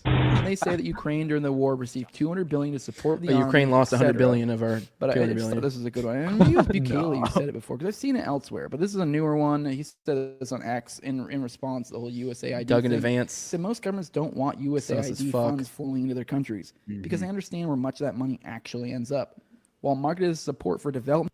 Yeah, me and you talked about that a little bit, didn't we? About like maybe we did over the phone or something. I talked about a little bit on Already Dead. So I mean, I would recommend you watch the last Already Dead that way. Because honestly, I know you were complaining about not, but I think it was actually kind of good. We essentially did the homework of our conversation, our future conversation with me, you, and so we've set down the groundwork for our fucking people, and now we can kind of build from there.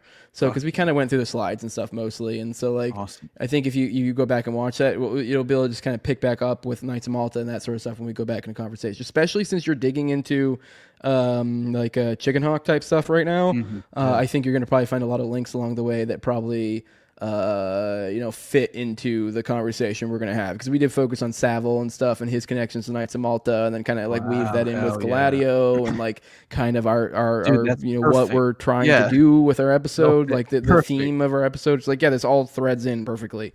So like your homework before this coming Tuesday is to watch that, and then we'll talk this next Tuesday, and then we'll be ready, primed to pick Ramsey's head the next week, because he's coming back on. But all right, we're basically done. Let's finish. Democracy and human rights. The majority of these funds are funneled into opposition groups, NGOs with political agendas, and destabilizing movements, Bukele wrote in it. Call me on the telephone. All right, see you guys. Bye bye. Deuces.